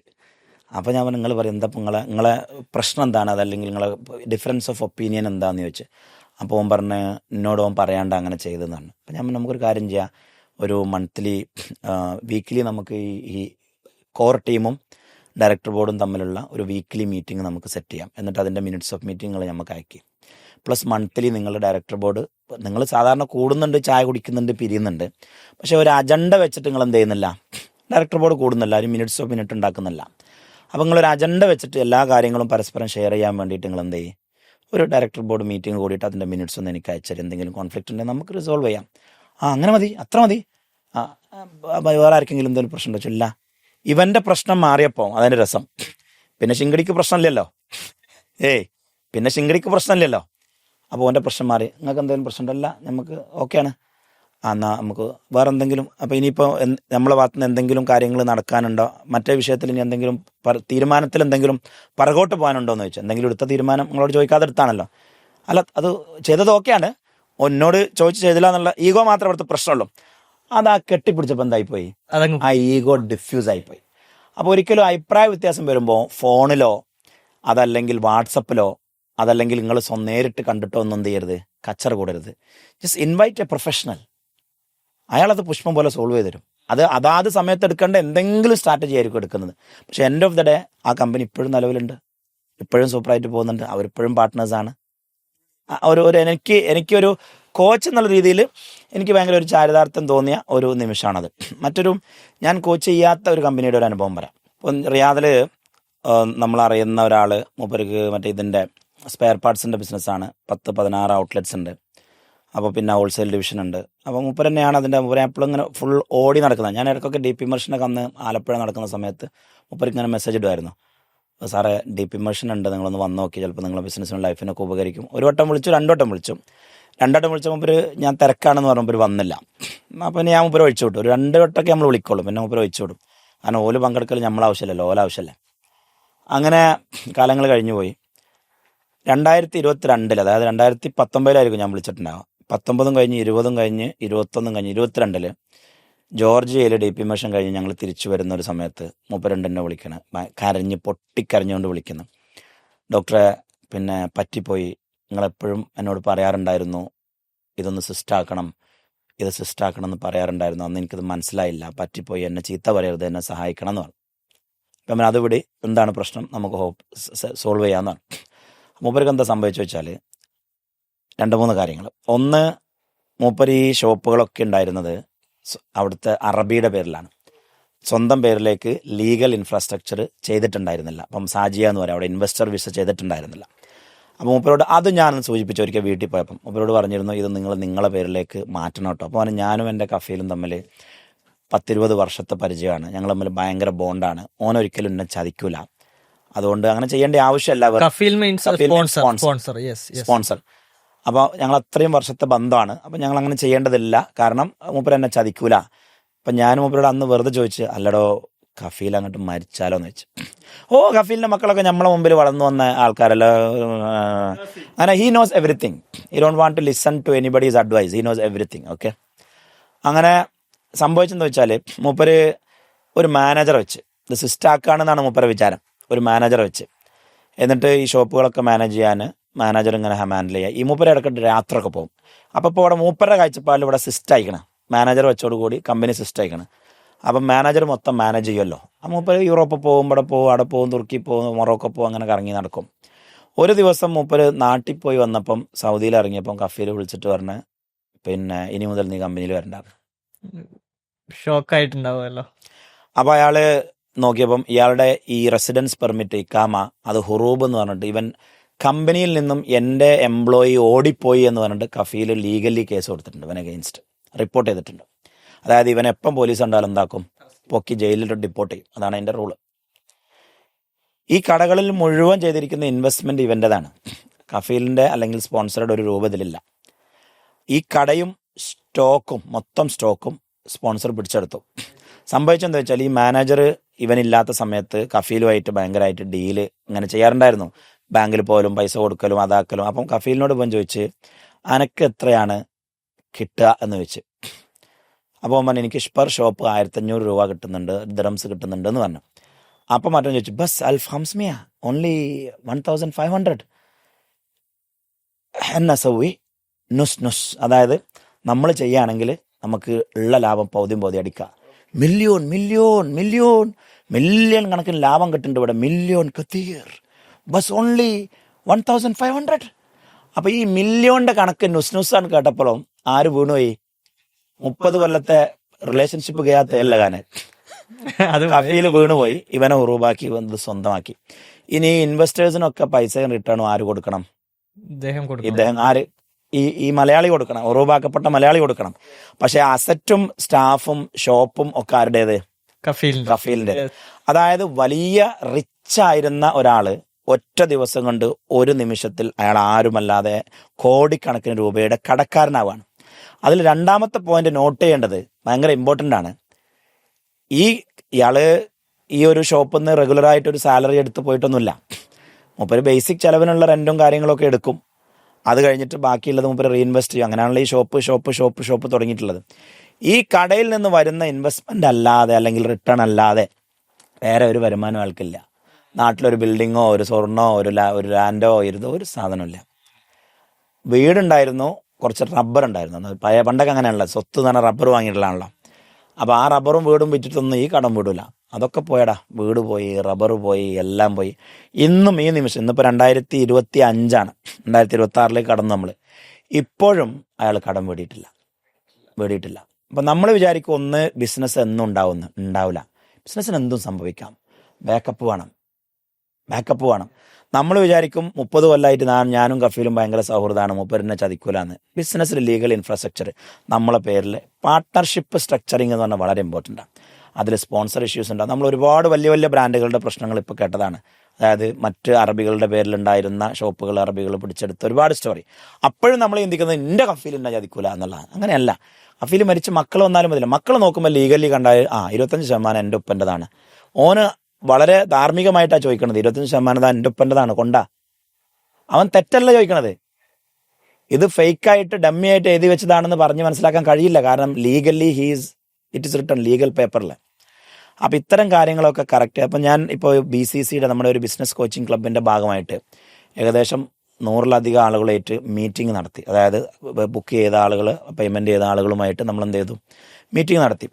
അതിലെൻ്റെ ഒരു ഏറ്റവും വലിയ ഒബ്സർവേഷൻ അപ്പോഴാണ് എനിക്ക് മനസ്സിലായത്, നമ്മൾ ബിസിനസ്സുകാരുടെ അറിവില്ലായ്മയുടെ ഒരു ഡെപ്ത് എത്രത്തോളമാണ്, അല്ലെങ്കിൽ അനാസ്ഥയുടെ, അലംഭാവത്തിൻ്റെ അല്ലെങ്കിൽ അശ്രദ്ധയുടെ ഒരു ഡെപ്ത് എത്രത്തോളമാണ്. ഏകദേശം 90% കമ്പനികളുടെയും ബേസിക് ലീഗൽ ഇൻഫ്രാസ്ട്രക്ചർ അല്ലെങ്കിൽ പാർട്ട്ണർഷിപ്പ് ഇൻഫ്രാസ്ട്രക്ചർ കറക്റ്റല്ല. അതായത് ചില ആളുകൾ ഫുൾ ഇൻവെസ്റ്റർ ഞാനാണ്, പക്ഷെ എൻ്റെ പേരേ അല്ല കമ്പനിയിൽ. ശരി, നടത്തുന്നത് മുഴുവൻ ഞാനാണ്, പക്ഷേ കമ്പനി വേറൊരാളുടെ പേരിലാണ്. അങ്ങനെ ഒരു പിടുത്തമില്ലാത്ത കുറേ കമ്പനികൾ. അല്ലെങ്കിൽ ഞാനും പാർട്ട്ണറാണ്, ഞങ്ങൾ 50-50 ആണ്, അല്ലെങ്കിൽ അങ്ങനെയാണെങ്കിൽ ഇതിനൊരു സ്ട്രക്ചർ ഉണ്ട്, ഒരു പ്രൊഫഷണൽ ലീഗൽ സ്ട്രക്ചറിങ് ഉണ്ട്. അത് ഭാവിയിൽ പ്രശ്നങ്ങൾ ഉണ്ടാവാതിരിക്കാൻ ചെയ്യുന്ന സ്ട്രക്ചറിങ്. അങ്ങനെ ഇതിൻ്റെ ലീഗൽ പ്രൊഫഷണൽ സ്ട്രക്ചറിങ് ചെയ്തത് 100-ൽ 10 കമ്പനി പോലും ഇല്ല. അന്ന് മാത്രമല്ല, ഇത് നോക്കുകയാണെങ്കിൽ നമ്മൾ പേഴ്സണൽ ഇൻവെസ്റ്റ്മെന്റ്, അതാണ് അതിൻ്റെ രസം. ഈ ബിസിനസ് അല്ലാതെ നിങ്ങൾക്ക് വേറെന്താ വരുമാനം ഉണ്ടാകുന്ന വെച്ചാൽ 10-ൽ 2 പേർക്കുണ്ടാവും, ബാക്കി 80 പേർക്കില്ല. ഈ ബിസിനസ് അല്ലാത്ത മറ്റൊരു വരുമാന മാർഗം ഉണ്ടോ എന്ന് വെച്ചാൽ ഇല്ല. ഇത് രണ്ടും ഭയങ്കര ഇമ്പോർട്ടൻ്റ് ആണ്. അത് എൻ്റെ ലൈഫിൽ എൻ്റെ ആ ഒരു എന്താ പറയുക. അപ്പം നമ്മളിതൊക്കെ പറയുമ്പോൾ ആൾക്കാർ വിചാരിക്കും ഓൻ പൈസ ഉണ്ടാക്കാൻ വേണ്ടി പറയാണ്, ഈ മെൻറ്റർമാരൊക്കെ ഒരു ഫേക്കാണ്, അല്ലെങ്കിൽ ഈ മോട്ടിവേഷണൽ മിസ്സേപ്പ്മാരൊക്കെ ഉടായ്പാണ്, അതിനൊന്നും എനിക്ക് ആവശ്യമില്ല, എൻ്റെ ബിസിനസ് നിങ്ങൾ പഠിപ്പിക്കണ്ട, എനിക്കൊക്കെ അറിയാം എന്നൊക്കെ ചിന്തിക്കും. അതായത് ഇത് വീണ് കടന്നിട്ടാണ് പിന്നെ വരിക. അപ്പം പിന്നെ നമുക്ക് എഴുന്നേൽപ്പിക്കാൻ കഴിയില്ല, ഓൾറെഡി വീണ് പോയിട്ടുണ്ടാവും. വീഴുന്നതിൻ്റെ മുമ്പ് ചെയ്യേണ്ട 2 കാര്യങ്ങളാണ്. ഒന്ന് ലീഗൽ ഇൻഫ്രാസ്ട്രക്ചർ ഒരു ഭാഗത്ത്, ഒന്ന് നമ്മുടെ ഫൈനാൻഷ്യൽ സെക്യൂരിറ്റി പാരലലി ബിൽഡ് ചെയ്യണം. ഇത് രണ്ടും ചെയ്യാത്തവരാണ് മിക്കവാറും ബിസിനസ്മാൻമാർ. ഓക്കെ, ഞാനിങ്ങനെ പറഞ്ഞു വരുമ്പോൾ അടുത്ത ക്വസ്റ്റ്യൻ, ഇപ്പോൾ നമ്മളെല്ലാവരും ഇങ്ങനെ ബിസിനസ് സ്റ്റാർട്ട് ചെയ്യാന്നുള്ള ലെവലിലേക്ക് വരികയാണല്ലോ. 9 to 5 ജോബൊക്കെ ക്വിറ്റ് ചെയ്തിട്ട് ബിസിനസ്സുകാരനാവണം എന്നുള്ള. അപ്പോൾ കൂടുതൽ ആൾക്കാരും അവരുടെ ഏറ്റവും ബെസ്റ്റ് ഫ്രണ്ടിനെ വെച്ചിട്ടൊക്കെ ആയിരിക്കും ബിസിനസ് സ്റ്റാർട്ട് ചെയ്യുക. അപ്പോൾ പൊതുവെ ഇത് ഭയങ്കര കോമഡിയാണ്. അതായത് ഇപ്പം ഞാനും എൻ്റെ ഫ്രണ്ടും തമ്മിൽ ബിസിനസ് സ്റ്റാർട്ട് ചെയ്യണമെങ്കിൽ ഞങ്ങൾ ആദ്യം പറയും നമ്മൾ 50-50 ആണ്. ഇനിയിപ്പോൾ 3 പേരാണെങ്കിൽ 50-50 അങ്ങനെയായിരിക്കും ബിസിനസ് തുടങ്ങുക തന്നെ. പക്ഷേ ഇപ്പം ഞാനൊരു കമ്പനി ഇങ്ങനെ നടത്തുന്നുണ്ട്. കുറെ കഴിയുമ്പോഴാണ് ഈ സ്റ്റാർട്ടിങ്ങിൽ കാണിച്ച കുറെ മണ്ടത്തരങ്ങളൊക്കെ ആക്ച്വലി ഇപ്പം ഇരുന്നിട്ട് എന്തൊക്കെയാ ഇപ്പൊ കാണിച്ചു കൂട്ടിയെന്നുള്ളൊരു ലെവലിലേക്ക് വരിക. അപ്പൊ ഈ ഒരു 50-50 കുറിച്ച് എന്താ പറയാനുള്ള ഡോക്ടർ ജിക്ക്? അതായത് ഈ പാർട്ട്ണർ സ്ട്രക്ചറിങ് ആണല്ലോ നമ്മൾ പറഞ്ഞത്. ഒരു സ്റ്റോറി പറഞ്ഞുതരാം. നമ്മളെ ഫ്രണ്ട് ഒരു ബിസിനസ് തുടങ്ങി. അപ്പോൾ അവൻ ബേസിക്കലി ഒരു ഇൻവെസ്റ്ററാണ്. ഒരാൾക്ക് ബിസിനസ് അറിയാം, ഒരു ബിസിനസ് മോഡൽ അറിയാം. അപ്പോൾ ആ ബിസിനസ് മോഡൽ ഓക്കെ, നീ ചെയ്തോ ബിസിനസ്, ഇൻവെസ്റ്റ്മെൻറ്റ് ഫുള്ള് ഞാൻ ഇട്ടോളാം, നീ ഫുള്ള് നടത്തിക്കോ, നമ്മൾ 50-50. പക്ഷെ ഇവരിത് എഴുതിയിട്ടൊന്നുമില്ല, ഒരു പേപ്പറിലൊന്നും എഴുതില്ല. ഫ്രണ്ട്സ് അല്ലേ, പരസ്പരം സംസാരിച്ച്. ഇപ്പം ഫ്രണ്ട്സ് തമ്മിൽ എഴുതേണ്ട ആവശ്യമില്ല. ഞങ്ങളല്ലേ എന്നെ വിശ്വാസമല്ല, വിശ്വാസമില്ലെങ്കിൽ ഞാനല്ല കേട്ടോ എന്ന് പറഞ്ഞിട്ട് വിശ്വാസം പിന്നെ ഒന്നും ചോദിക്കാൻ അറിയൂല, എഴുതാനും പറ്റൂല, ഒന്നും പറയാൻ പറ്റില്ല. അങ്ങനെ അവർ കച്ചവടം തുടങ്ങി.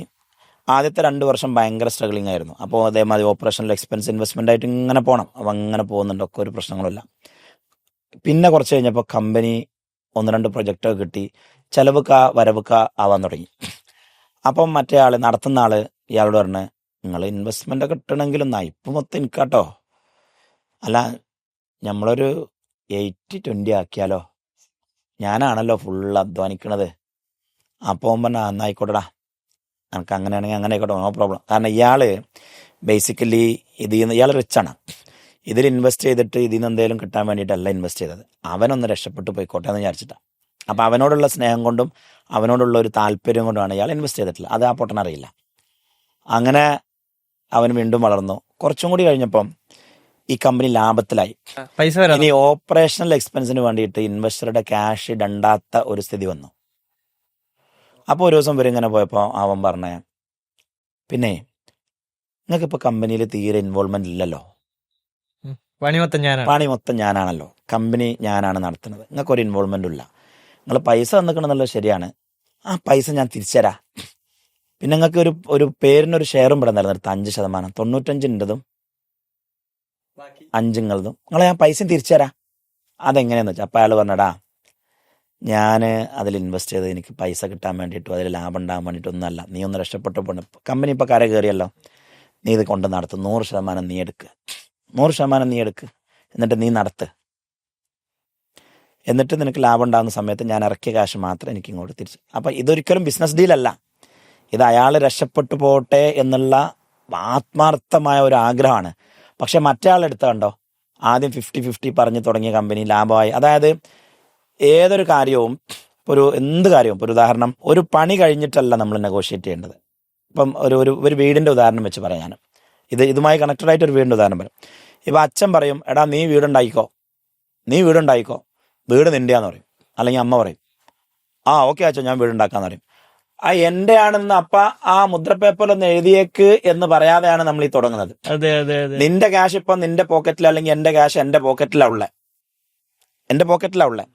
ഇപ്പം ഇങ്ങനെ പറയാം. ഇവിടെ സ്ട്രിക്റ്റ് വേർഡ് ഇതാണ്, പപ്പ ഏതായാലും നിങ്ങൾ വീട് പറമ്പ് എൻ്റെ പേരിലാക്കാൻ തീരുമാനിച്ചല്ലോ, വീട് ഞാൻ ഉണ്ടാക്കണ ഞാനാണല്ലോ, അനിയന് വേണ്ട ക്യാഷ് ഞാൻ കൊടുത്തോളാം, അല്ലെങ്കിൽ പെങ്ങൾക്ക് വേണ്ട ക്യാഷ് ഞാൻ കൊടുത്തോളാം, പെങ്ങന്മാർക്ക് വേണ്ട ഞാൻ കൊടുത്തോളാം. എന്നാൽ അതൊന്നും നമുക്ക് പേപ്പറാക്കിയാലോ എന്ന് അപ്പം ചോദിച്ചാൽ അപ്പം എന്ത് ചെയ്യും? എഴുതി തരും. കാരണം നമ്മൾ വീട് ഉണ്ടാക്കിയിട്ടില്ല, പാലം കടന്നിട്ടില്ല. ഇനി ഞാൻ വേറെ സൈക്കോളജി പറഞ്ഞുതരാം. ഇവൻ ലാഭത്തിലായ ആ ലാഭം കിട്ടിത്തുടങ്ങിയാൽ പിന്നെ ഇയാളുടെ ആവശ്യമില്ലാത്തൊരു സാഹചര്യം വന്നു കഴിഞ്ഞാൽ പിന്നെ പാലം കടന്നാൽ പിന്നെ കുരാന.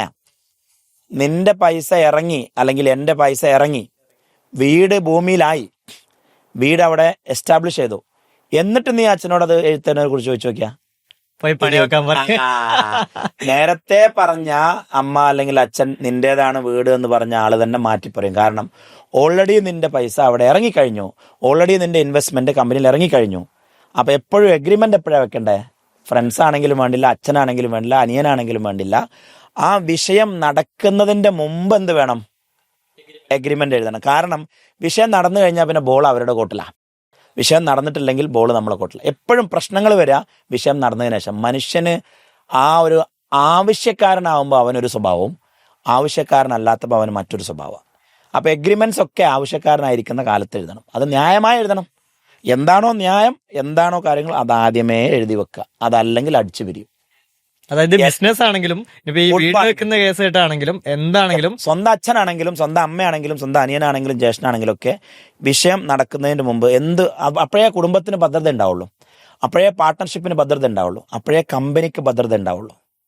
അതല്ലെങ്കിൽ ഈ എഗ്രിമെന്റ് എഴുതാത്തത് ഭദ്രത നഷ്ടപ്പെടും. കാരണം പ്രോഫിറ്റബിൾ ആയതിനു ശേഷം, കാര്യം നടന്നതിന് ശേഷം, പാലം കടന്നതിന് ശേഷം കൂരായണ്ണ അടിക്കും.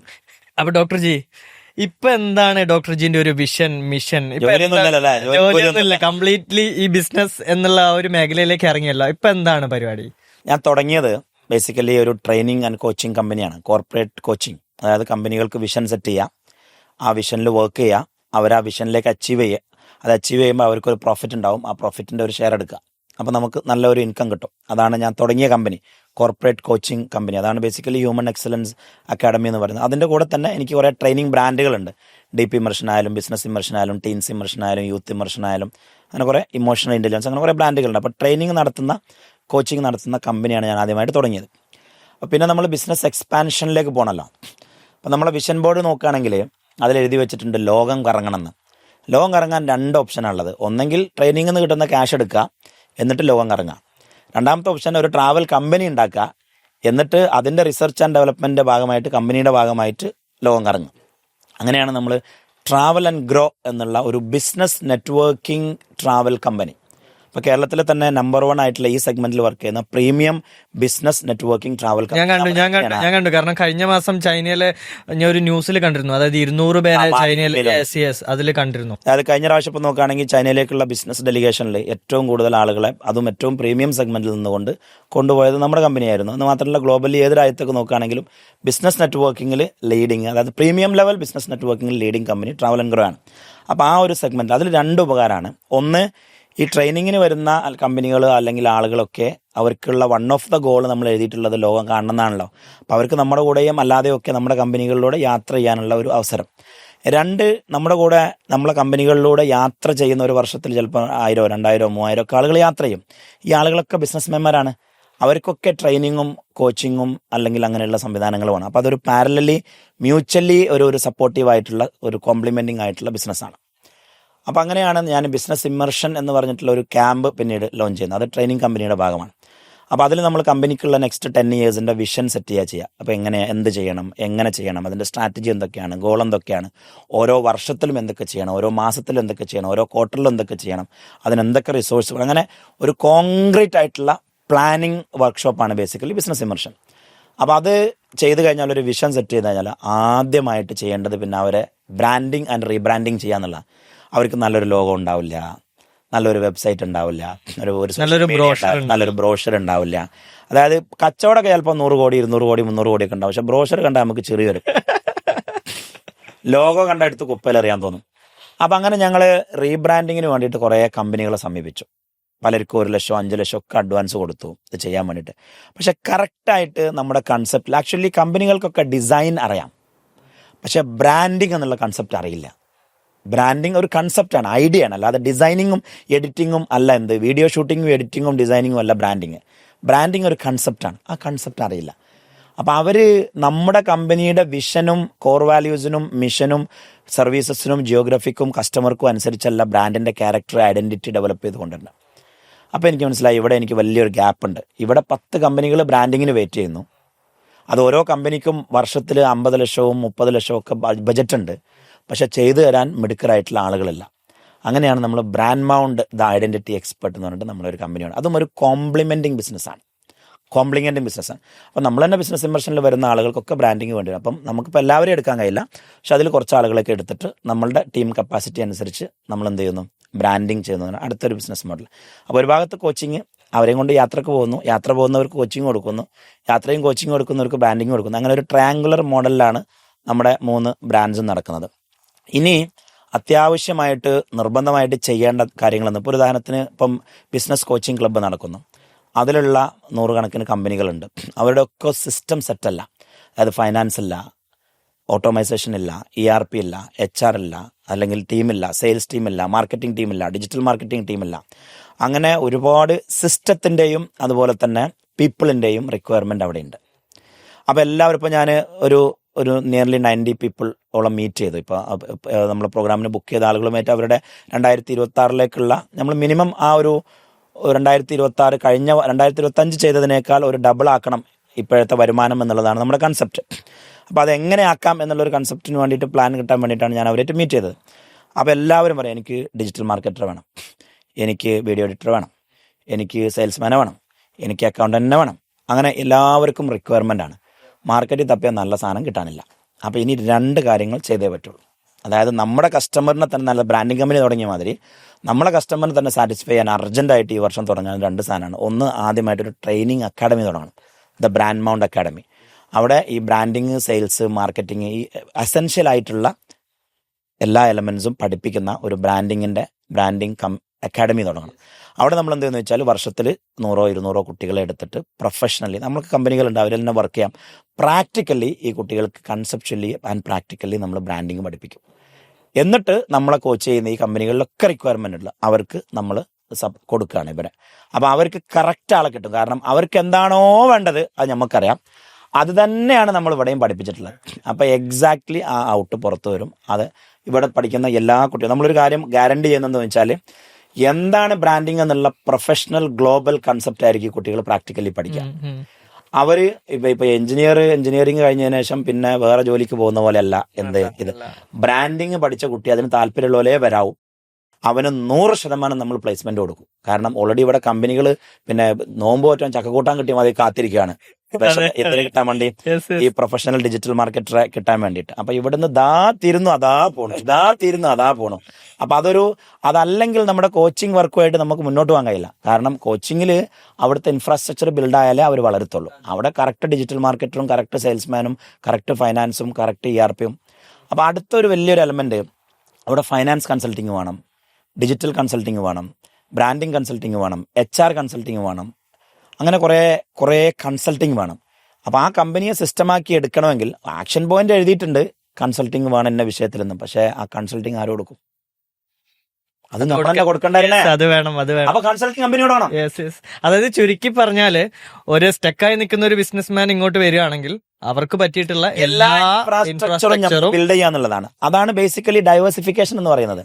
അതല്ലാതെ ഡോക്ടർ വള്ളക്കമ്പനി തുടങ്ങുക, സൂപ്പർ മാർക്കറ്റ് നടത്തുന്ന ടയർ കമ്പനി തുടങ്ങുക, സൂപ്പർ മാർക്കറ്റ് നടക്കണവന് മറ്റേ ആടിനെ നോക്കാൻ പോവുക, ആട് കമ്പനി തുടങ്ങുക, അങ്ങനെ തുടങ്ങി ഒരു അന്തമില്ലാത്ത പിന്നെ ബിൽഡർ ജ്വല്ലറി തുടങ്ങുക, ബിൽഡർ കണ്ണടന്റെ ഷോപ്പ് തുടങ്ങുക, അങ്ങനെയുള്ള അതല്ല ഡൈവേഴ്സിഫിക്കേഷൻ. നമ്മുടെ കസ്റ്റമർക്ക് എൻ്റെ ഈ സർവീസിന്റെ കൂടെ അലൈൻഡ് ആയിട്ട് വേറെ എന്ത് സർവീസാണ് വേണ്ടത്? അപ്പൊ നമുക്ക് കസ്റ്റമർ അക്വിസിഷൻ കോസ്റ്റ് വളരെ കുറവാണ്. ഒരു കസ്റ്റമറെ നമ്മളിപ്പോൾ ഒരു കസ്റ്റമറിന്റെ ലൈഫ് ടൈം വാല്യൂ നോക്കുകയാണെങ്കിൽ, നമ്മൾ ഒരു സർവീസാണ് കൊടുക്കുന്നതെങ്കിൽ ചിലപ്പോൾ 2 ലക്ഷത്തിൻ്റെ 3 ലക്ഷത്തിൻ്റെ life time value, annual value ഉണ്ടാവും ഒരു കസ്റ്റമർക്ക്, ആനുവൽ വാല്യൂ. അപ്പോൾ നമ്മൾ 5 സർവീസ് നമുക്ക് പ്രൊവൈഡ് ചെയ്യാനുണ്ടെങ്കിൽ ആവറേജ് 1 lakh വെച്ച് നമുക്ക് 5 ലക്ഷം ആനുവൽ വാല്യൂ ഇടാം. ലൈഫ് ടൈമിൽ നമുക്ക് ചിലപ്പോൾ 50 ലക്ഷം വാല്യൂ ഇടാൻ പറ്റും. പക്ഷെ ഒരു സർവീസ് ആണെങ്കിൽ നമുക്ക് ലൈഫ് ടൈമിൽ 5 ലക്ഷം വാല്യൂ ഇടാൻ പറ്റുള്ളൂ. അപ്പോൾ ഒരു കസ്റ്റമർ അക്വയർ ചെയ്തിട്ട് ആ കസ്റ്റമറുടെ ആനുവൽ വാല്യൂയും average annual value, average lifetime value നോക്കണമെങ്കിൽ നമ്മൾ അലൈൻഡ് സർവീസിൽ ഡൈവേഴ്സിഫിക്കേഷൻ വേണം. അപ്പം നമുക്ക് ഓൾറെഡി ഇവിടെ കസ്റ്റമർ ഉണ്ടല്ലോ. അതല്ലാതെ ഒരു ബന്ധമില്ലാത്ത ഏത് ബിസിനസ് ആര് തുടങ്ങിയാലും ഞാൻ പൊട്ടിയിട്ടുണ്ടാ. അതെ, ഞാൻ അത് നെക്സ്റ്റ് ചോദിക്കാൻ വേണ്ടി, ഒരു വെള്ള കമ്പനീന്റെ ഒരു സീന് നമ്മള് മുന്നേ കാഷ്വൽ ടോക്കിൽ ഇങ്ങനെ പറഞ്ഞിട്ടുണ്ടായിരുന്നു. എന്തോ വെള്ളക്കമ്പനി തുടങ്ങിയ 8 നില മുഞ്ചി എന്നുള്ള. ഈ ഫൈനാൻഷ്യൽ ഇൻഡിപെൻഡൻസ് വേണം എന്ന് ചിന്തിക്കുന്ന കാലഘട്ടങ്ങളിൽ ആദ്യമായിട്ട് ചെയ്ത പണി റിയാദിൽ ഒരു വെള്ളക്കമ്പനി തുടങ്ങാം. ഞങ്ങളൊരു 5-8 ആൾ കൂടിയിട്ട് ഒരു 5 million dirhams ഇൻവെസ്റ്റ് ചെയ്തിട്ട് ഒരു വെള്ളക്കമ്പനി തുടങ്ങി. എനിക്കതിനെക്കുറിച്ച് ഒന്നും അറിയില്ല. ഒരാളായിരുന്നു അത് നടത്തിയിരുന്നത്. അത് തുടങ്ങി ഞങ്ങൾ ലാഭത്തിലാവുകയും ചെയ്തു. അവനോട് കണക്ക് വെച്ച് അവൻ പറയും, നിങ്ങൾക്ക് എന്നെ വിശ്വാസമല്ല ഡോക്ടറെ, നിങ്ങളൊരു മാന്യനായതുകൊണ്ട് മാത്രമാണ് ഞങ്ങളപ്പോ കച്ചവടം തുടങ്ങി. നിങ്ങൾ ഇടക്കിടക്ക് കണക്ക് വയ്ക്കാൻ ഒരു വിശ്വാസമില്ലാത്ത പരിപാടിയാട്ടാ. വിശ്വാസമില്ലാത്ത പിടിച്ചോളൂ ചാവി, നിങ്ങൾ നടത്തിക്കോളി. കാരണം ഓനറിയാം എനിക്ക് നടത്താൻ പറ്റില്ലാന്ന്. എപ്പോൾ കണക്ക് വെച്ചാലും അവനെന്താക്കും? ചാവി തിരിച്ചു തരും. അങ്ങനെ ചുരുക്കി പറഞ്ഞാൽ ഓൻ്റെ 4000 സാലറി ഓൻ തന്നെ 5000 ആക്കി, ഓൻ തന്നെ 10000 ആക്കി, ഓൻ തന്നെ 15000 ആക്കി, ഓൻ തന്നെ ഓന് ഫോർഡ് എക്സ്പ്ലോറർ വാങ്ങി, ഓൻ്റെ പെണ്ണുങ്ങൾ അവിടെ വന്നിട്ട് മറ്റേ ഇത് ഫർണിഷ്ഡ് അപ്പാർട്ട്മെൻറ്റിൽ പോഷ് ഭയങ്കര കോസ്റ്റ്ലി ആയിട്ട് ഇതിൽ താമസിക്കുന്നു. 2-3 വർഷം കഴിഞ്ഞപ്പോൾ ഞങ്ങൾക്ക് ലാഭമൊന്നുമില്ലെങ്കിലും ഓൻ്റെ പെണ്ണുങ്ങൾ അവിടെ താമസിക്കണു. ഓന് രണ്ട് വട്ടം പെറ്റു ഓൻ്റെ കുഞ്ഞുങ്ങൾ. ഓന് നാട്ടിൽ എന്താണ് പറയുക, റബ്ബർ മേടിച്ചു, നാട്ടിൽ ഇന്നോവ മേടിച്ചു, ഭയങ്കര സെറ്റപ്പ് ഓന്. ഞമ്മക്കൊന്നുമില്ല. ലാസ്റ്റ് ഇത് അടിച്ച് പിരിഞ്ഞാടാ ആർക്കും ഇല്ലാതായി. അതായത് നമുക്ക് പറ്റാത്ത, നമുക്ക് അറിയാത്ത ഒരു മേഖല, അറിയാത്ത മേഖലയിൽ പോയിട്ട് കൈവച്ച പാളുമെന്ന് ഉറപ്പാണ്. എൻ്റെ അരുണെ നിനക്കറിയോ, അത് അന്ന് എനിക്ക് എത്ര വയസ്സുണ്ടാവും അറിയോ? ഒരു 30 വയസ്സ് 32 വയസ്സൊക്കെ ഉണ്ടാവുള്ളൂ. അന്ന് ഞങ്ങൾക്ക് സ്വന്തമായിട്ട് വെള്ള കമ്പനി ഉണ്ട്, 10-25 ട്രക്ക് ഉണ്ട്. നമ്മളെ റിയാദ് സിറ്റിയിലൂടെ ഞങ്ങളെ ബോർഡൊക്കെ വെച്ചിട്ട് അൽമ വാട്ടർ കമ്പനി എന്ന് പറഞ്ഞിട്ട് സിഗ്നലിൽ, ഞാൻ ഓഫീസിൽ ഇങ്ങനെ പോകുമ്പോൾ സിഗ്നലിൽ ചിലപ്പം കാണാം അപ്പം നമ്മളെ വണ്ടി. എന്നാ രസാണ് ഒറ്റകളെ കരച്ചിൽ കേൾക്കാൻ. ആ വണ്ടി ഇങ്ങനെ പോകും പാന്ന് പറഞ്ഞ ഇങ്ങനെ ട്രക്ക് പോകുമ്പോൾ രസ കാണും. ഭയങ്കര സംഭവമായിരുന്നു. പക്ഷെ പോയാച്ച് ഒരു പാർട്ട്ണർ അത് ഓന് തന്നെ സ്വന്തമാക്കണം എന്നുള്ള ഒരു ഐഡിയയിൽ ഞങ്ങളെയൊക്കെ മൂഞ്ചി അവൻ ബില്ലടിക്കാതെ വെള്ളം വിറ്റ് അവൻ റബ്ബർ വാങ്ങി ഞങ്ങളെ കയ്യിൽ നിന്ന് പോയി. ലാസ്റ്റ് അവനും ഇല്ലാണ്ടായി, ആർക്കും ഇല്ലാണ്ടായി. അപ്പൊ ചുരുക്കി പറഞ്ഞാൽ നമുക്കറിയാത്ത പണിക്ക് പോവരുത്, നിൽക്കണ്ട, നിന്നാ ക്യാഷ് പോകും. 8 നിലയിൽ പൊട്ടും. 8 നിലയിൽ അന്നൊക്കെ ആ സംഖ്യ വലിയ സംഖ്യ. ഇതിനെക്കുറിച്ച് വിശദമായിട്ട് ഞാൻ ഒരു വീഡിയോ ഇട്ടിട്ടുണ്ടായിരുന്നു. ഞാൻ കണ്ടു, കണ്ട അതിന്റെ ഒരു ഫുൾ ഡീറ്റെയിൽസ് അതിലുണ്ട്. അപ്പൊ നമ്മൾ ഇത്രയും സംസാരിച്ചല്ലോ. ഇനിയിപ്പോ എന്തോ ഒരു വിഷൻ, ബിസിനസ് തുടങ്ങി, നമുക്ക് പൈസയൊക്കെ വന്ന് കഴിഞ്ഞു, നമുക്ക് ഒരുപാട് പൈസയുണ്ട്, നമുക്ക് കുറെ കാര്യങ്ങളൊക്കെ ചെയ്തു. ഒരു ആവറേജ് ആള് ചെയ്യുന്നത് ആദ്യം വീട് വെക്കുന്നു, കാറ് മേടിക്കുന്നു, വൈഫിന് കുറെ ഗോൾഡ് മേടിച്ചു കൊടുക്കുന്നു. അതായത് പൈസ കൊണ്ട് ചെയ്യാൻ പറ്റുന്ന കാര്യങ്ങളൊക്കെ ചെയ്തു. പിന്നെ ഇപ്പൊ എന്താ നെക്സ്റ്റ് ഇപ്പൊ ചെയ്യാ? പിന്നെ ഒരു മൂഡ് വേണമല്ലോ, അടുത്തൊരു ബിസിനസ്, അടുത്ത ഒരു സാധനം സ്റ്റാർട്ട് ചെയ്യാൻ വേണ്ടിയിട്ട്. അപ്പൊ അതിനിപ്പോ എന്താണ് നമുക്ക് ചെയ്യാൻ പറ്റുക? 3 കാര്യങ്ങളാണ് എൻ്റെ മുമ്പിൽ ലോങ് ടേമിലുള്ളത്. അതിലൊന്ന് ഞാൻ ചെയ്ത് തുടങ്ങിയിട്ടുണ്ട്, ബാക്കി 2 ചെയ്ത് തുടങ്ങിയിട്ടില്ല.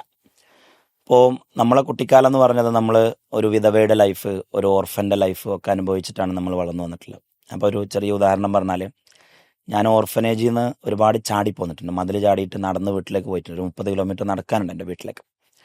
അപ്പോൾ എൻ്റെ കൂടെ പിന്നെ ഒരാൾ കൂടി ഉണ്ടാവുമായിരുന്നു. പിന്നെ ഞാൻ അവനെ വെറുതെ മിസ്റ്റർ എക്സ് എന്ന് വിളിക്കാം. ഈ മിസ്റ്റർ എക്സും ഞാനും ഒരുമിച്ചാണ് നടക്കുക നാട്ടിലേക്ക്. എൻ്റെ വീട്ടിലെത്തിയാൽ എനിക്ക് ഉമ്മ നല്ല തല്ല് കിട്ടും, എന്നെ തിരിച്ചു കൊണ്ടാക്കും. മതിൽ ചാടി വന്നവനെ തിരിച്ചു കൊണ്ടാക്കും. അവനോട് അവൻ്റെ അമ്മ പറഞ്ഞ, എടാ നിനക്ക് അവിടെ ബുദ്ധിമുട്ടാണ്, നീ പോകണ്ട, നിമ്മാൻ്റെ കുട്ടി ഇവിടെ നിന്നോളിന്നാണ്. അവൻ്റെ സ്നേഹനദിയായ ഉമ്മ എൻ്റെ ഉമ്മ അടിച്ച് തിരിച്ചു കൊണ്ടാക്കും. കാലങ്ങൾ കഴിഞ്ഞു. ഈ ഡോക്ടർ അബ്ദുസ്സലാം ഉമർ ആയിരിക്കുന്ന കാലത്ത് ഞാനൊരു TV ഇങ്ങനെ കാണാണ്. അപ്പം കുപ്രസിദ്ധ കള്ളക്കടത്തുകാരൻ അറബി എക്സ് പിടിയിൽ. നിങ്ങളെ ചൈൽഡ്ഹുഡ് ഫ്രണ്ട്. അപ്പം ഞാൻ നോക്കിയപ്പോൾ ഇതെവിടെയോ കണ്ടണല്ലേ ഇയാളെ മുഖം. ഇത് നമ്മൾ അന്ന് മതിലയാടിയോനെ, ഓനും ഞാനും ഒരുമിച്ച് ചാടിയാണ്. അവന് പരിപാടി എന്താ വെച്ചാൽ പല വേണ്ടാത്ത പരിപാടി ഉണ്ട്. അതിനുശേഷം വീണ്ടും അന്നോ ജയിലിൽ പോയി. വീണ്ടും ഒരു ന്യൂസ്, പിന്നെ സ്കൂൾ കുട്ടികൾക്ക് MDMA സപ്ലൈ ചെയ്ത് അറബി എക്സ് പിടിയിൽ. അപ്പോൾ അറബി എക്സിൻ്റെ ഇല്ലാത്ത പരിപാടിയില്ല. ഞാനും അവനും ഒരേ കാലത്ത് ഓർഫനാക്കപ്പെട്ട്, ഒരേ കാലത്ത് ഓർഫനേജിൽ പഠിച്ച്, ഒരേ കാലത്ത് മതിൽ ചാടിയ 2 പേര്. ഒരാൾക്ക് ഗൈഡൻസ് കിട്ടുന്നു, ഒരാൾക്ക് ഗൈഡൻസ് കിട്ടുന്നില്ല. ഒരാൾ അബ്ദുസ്സലാം ഉമർ ആകുന്നു, ഒരാൾ അറബി എക്സ് ആകുന്നു. അപ്പം ആ ഒരു ആശയം എൻ്റെ മനസ്സിൽ ഭയങ്കരമായിട്ട് സ്ട്രൈക്ക് ചെയ്തിട്ടുണ്ടായിരുന്നു. അപ്പം അങ്ങനെയാണ് നമ്മൾ റുഖയ ഫൗണ്ടേഷൻ എന്നുള്ളൊരു കൺസെപ്റ്റിലേക്ക് വരുന്നതും. ഇത്തരം കുട്ടികളെ, നമ്മളെപ്പോലെയുള്ള സ്ട്രീറ്റിലുള്ള ഓർഫൻസിനെ എടുത്ത് പ്രൊട്ടക്റ്റ് ചെയ്തിട്ട് അവർക്ക് നല്ല വിദ്യാഭ്യാസവും സ്കോളർഷിപ്പും ഗൈഡൻസും മെൻറ്ററിങ്ങും കൊടുത്താൽ അവരിലൂടെ കുറേ സോഷ്യൽ ലീഡേഴ്സിനെ, നാളത്തേക്കുള്ള ലീഡേഴ്സിനെ ഉണ്ടാക്കിയെടുക്കാമെന്നുള്ളൊരു കൺസെപ്റ്റ് വന്നത്. അങ്ങനെ ഞങ്ങളൊരു അതുപോലെ തന്നെ അവരുടെ അമ്മമാർ, ഇപ്പോൾ ഒരു വിധവയാകുമ്പോൾ ജീവിക്കാൻ ഭയങ്കര ബുദ്ധിമുട്ടാണ്. അപ്പോൾ അവർക്ക് അവരുടെ ശരീരത്തിന് വില പറയാതെ, അഭിമാനത്തിന് വില പറയാതെ, ആത്മാഭിമാനത്തോടു കൂടി ജീവിക്കാനുള്ള ഒരു വീട്. ഇപ്പം നമ്മളൊക്കെ വീടിൻ്റെയൊക്കെ ഏറ്റവും വലിയ ചാലഞ്ച് ഞങ്ങൾ കുട്ടിക്കാലം നിന്ന് ഈ ഓലമടൽ കൊണ്ട് മെടഞ്ഞു വെച്ച വാതിലായിരിക്കും.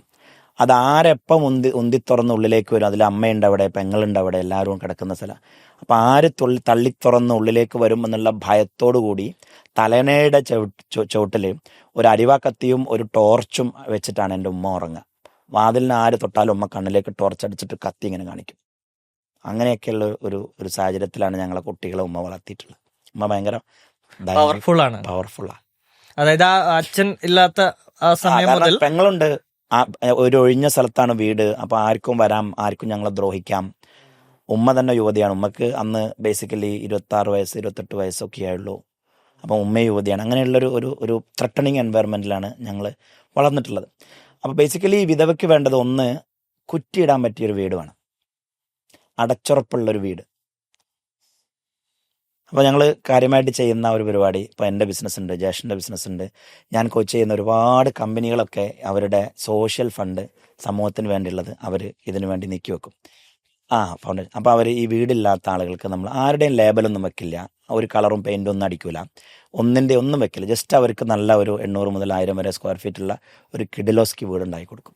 നല്ല ഞങ്ങളെ വീട്ടിൽ വെച്ച അതേ പൈപ്പും എൻ്റെ വീട്ടിൽ വെച്ച അതേ ബ്രാൻഡിൻ്റെ പൈപ്പും അതേ ബ്രാൻഡിൻ്റെ വാഷ് ബേസിനും അതേ സംഭവങ്ങളൊക്കെ വെച്ചിട്ടുള്ള നല്ല വൃത്തിയുള്ള നല്ല വീട് ഉണ്ടാക്കി കൊടുക്കുക. അതിൽ നല്ല അടച്ചുറപ്പുള്ള, ആരും വന്ന് മുട്ടുകയോ തുറക്കുകയോ ചെയ്യാത്ത വീട്, സമാധാനത്തോടു കൂടി ഉറങ്ങാൻ പറ്റുന്ന വീടുണ്ടാക്കി കൊടുക്കുക. എന്നിട്ട് പിന്നെ വേണ്ടത് പട്ടിണിയാണല്ലോ, റൊട്ടി കപ്പട മക്കാനാണല്ലോ. ഈ കുട്ടിക്ക് സ്കോളർഷിപ്പിന് വേണ്ടിയിട്ട്, പഠിക്കാൻ വേണ്ടിയിട്ട് ഒരു മന്ത്ലി ക്യാഷ് കൊടുക്കുക, ഈ ഉമ്മയുടെ ചെലവിന് വേണ്ടിയിട്ട് മന്ത്ലി ക്യാഷ് കൊടുക്കുക. ഇനി അതല്ല, ക്യാഷ് അല്ല വേണ്ടതെങ്കിൽ അവർക്ക് ടൈലറിങ് മെഷീനോ അല്ലെങ്കിൽ ചെറിയ ബിസിനസ് യൂണിറ്റുകൾ എന്തെങ്കിലും സെറ്റ് ചെയ്ത് കൊടുക്കുക. Self employment. അവർ അഭിമാനത്തോടു കൂടി ജീവിക്കട്ടെന്ന്. ആരും വന്നിട്ട് അവരുടെ ദാരിദ്ര്യം വരുമ്പം നമുക്ക് നമ്മുടെ വിശ്വാസം നഷ്ടപ്പെടുന്ന. അപ്പോൾ ഒരു മനുഷ്യൻ്റെ വാല്യൂ സിസ്റ്റം വരെ തകരും എപ്പോൾ? വിശക്കുമ്പോൾ. വിശപ്പിനാട്ടിൽ വലിയ വാല്യൂ സിസ്റ്റം ഒന്നും ലോകത്തില്ല. അപ്പോൾ ഒരാൾ ഒരു വിധവയുടെ അടുത്ത് വന്നിട്ട് സഹായിക്കുന്നു എന്ന് തെറ്റിദ്ധരിപ്പിച്ചിട്ട് ചൂഷണം ചെയ്യരുത്. അവർ ആത്മാഭിമാനത്തോടു കൂടി ജീവിക്കട്ടെ. അപ്പോൾ അത്തരം ഒരു 150ഓളം കുട്ടികൾ നമ്മുടെ അണ്ടറിൽ ഇപ്പോൾ വളരുന്നുണ്ട്. ഡോക്ടർ, ഞാൻ സീരിയസ് ആയിട്ട് ഒരു കാര്യം പറയട്ടെ. ഇപ്പൊ നമ്മൾ ഏകദേശം 6 വർഷത്തോളായി, പക്ഷെ ഇതുവരെയായിട്ട് എൻ്റെ അടുത്ത് പോലും ഈ ഒരു റുക്കിയ ഫൗണ്ടേഷനോ അല്ലെങ്കിൽ അതായത് ഇത്ര വീട് വെച്ച് കൊടുത്തു എന്നോ ഇങ്ങനെ ഒരു കാര്യം, ഇത് സത്യമാണ്. ഞാൻ ഈ പോഡ്കാസ്റ്റിൽ നിന്നാണ് ഇത് അറിയുന്നത്. അത് നമ്മളും ദൈവവും തമ്മിലുള്ള ഒരു റിലേഷൻഷിപ്പാണല്ലോ. ആണ്.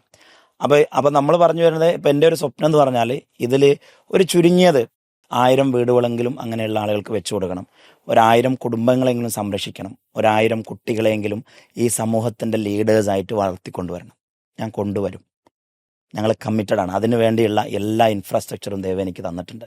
എൻ്റെ സ്ട്രെങ്ത് എന്ന് പറഞ്ഞത് കഴിഞ്ഞ 10, 13, 15 വർഷമായിട്ട് 10,000-ഓളം വരുന്ന ഒരു സ്ട്രോങ് ബിസിനസ് കമ്മ്യൂണിറ്റി ഞാൻ ഡെവലപ്പ് ചെയ്തിട്ടുണ്ട്. എൻ്റെ നെറ്റ്വർക്കിൻ്റെ നെറ്റ്വർത്താണ് എൻ്റെ അസറ്റ്.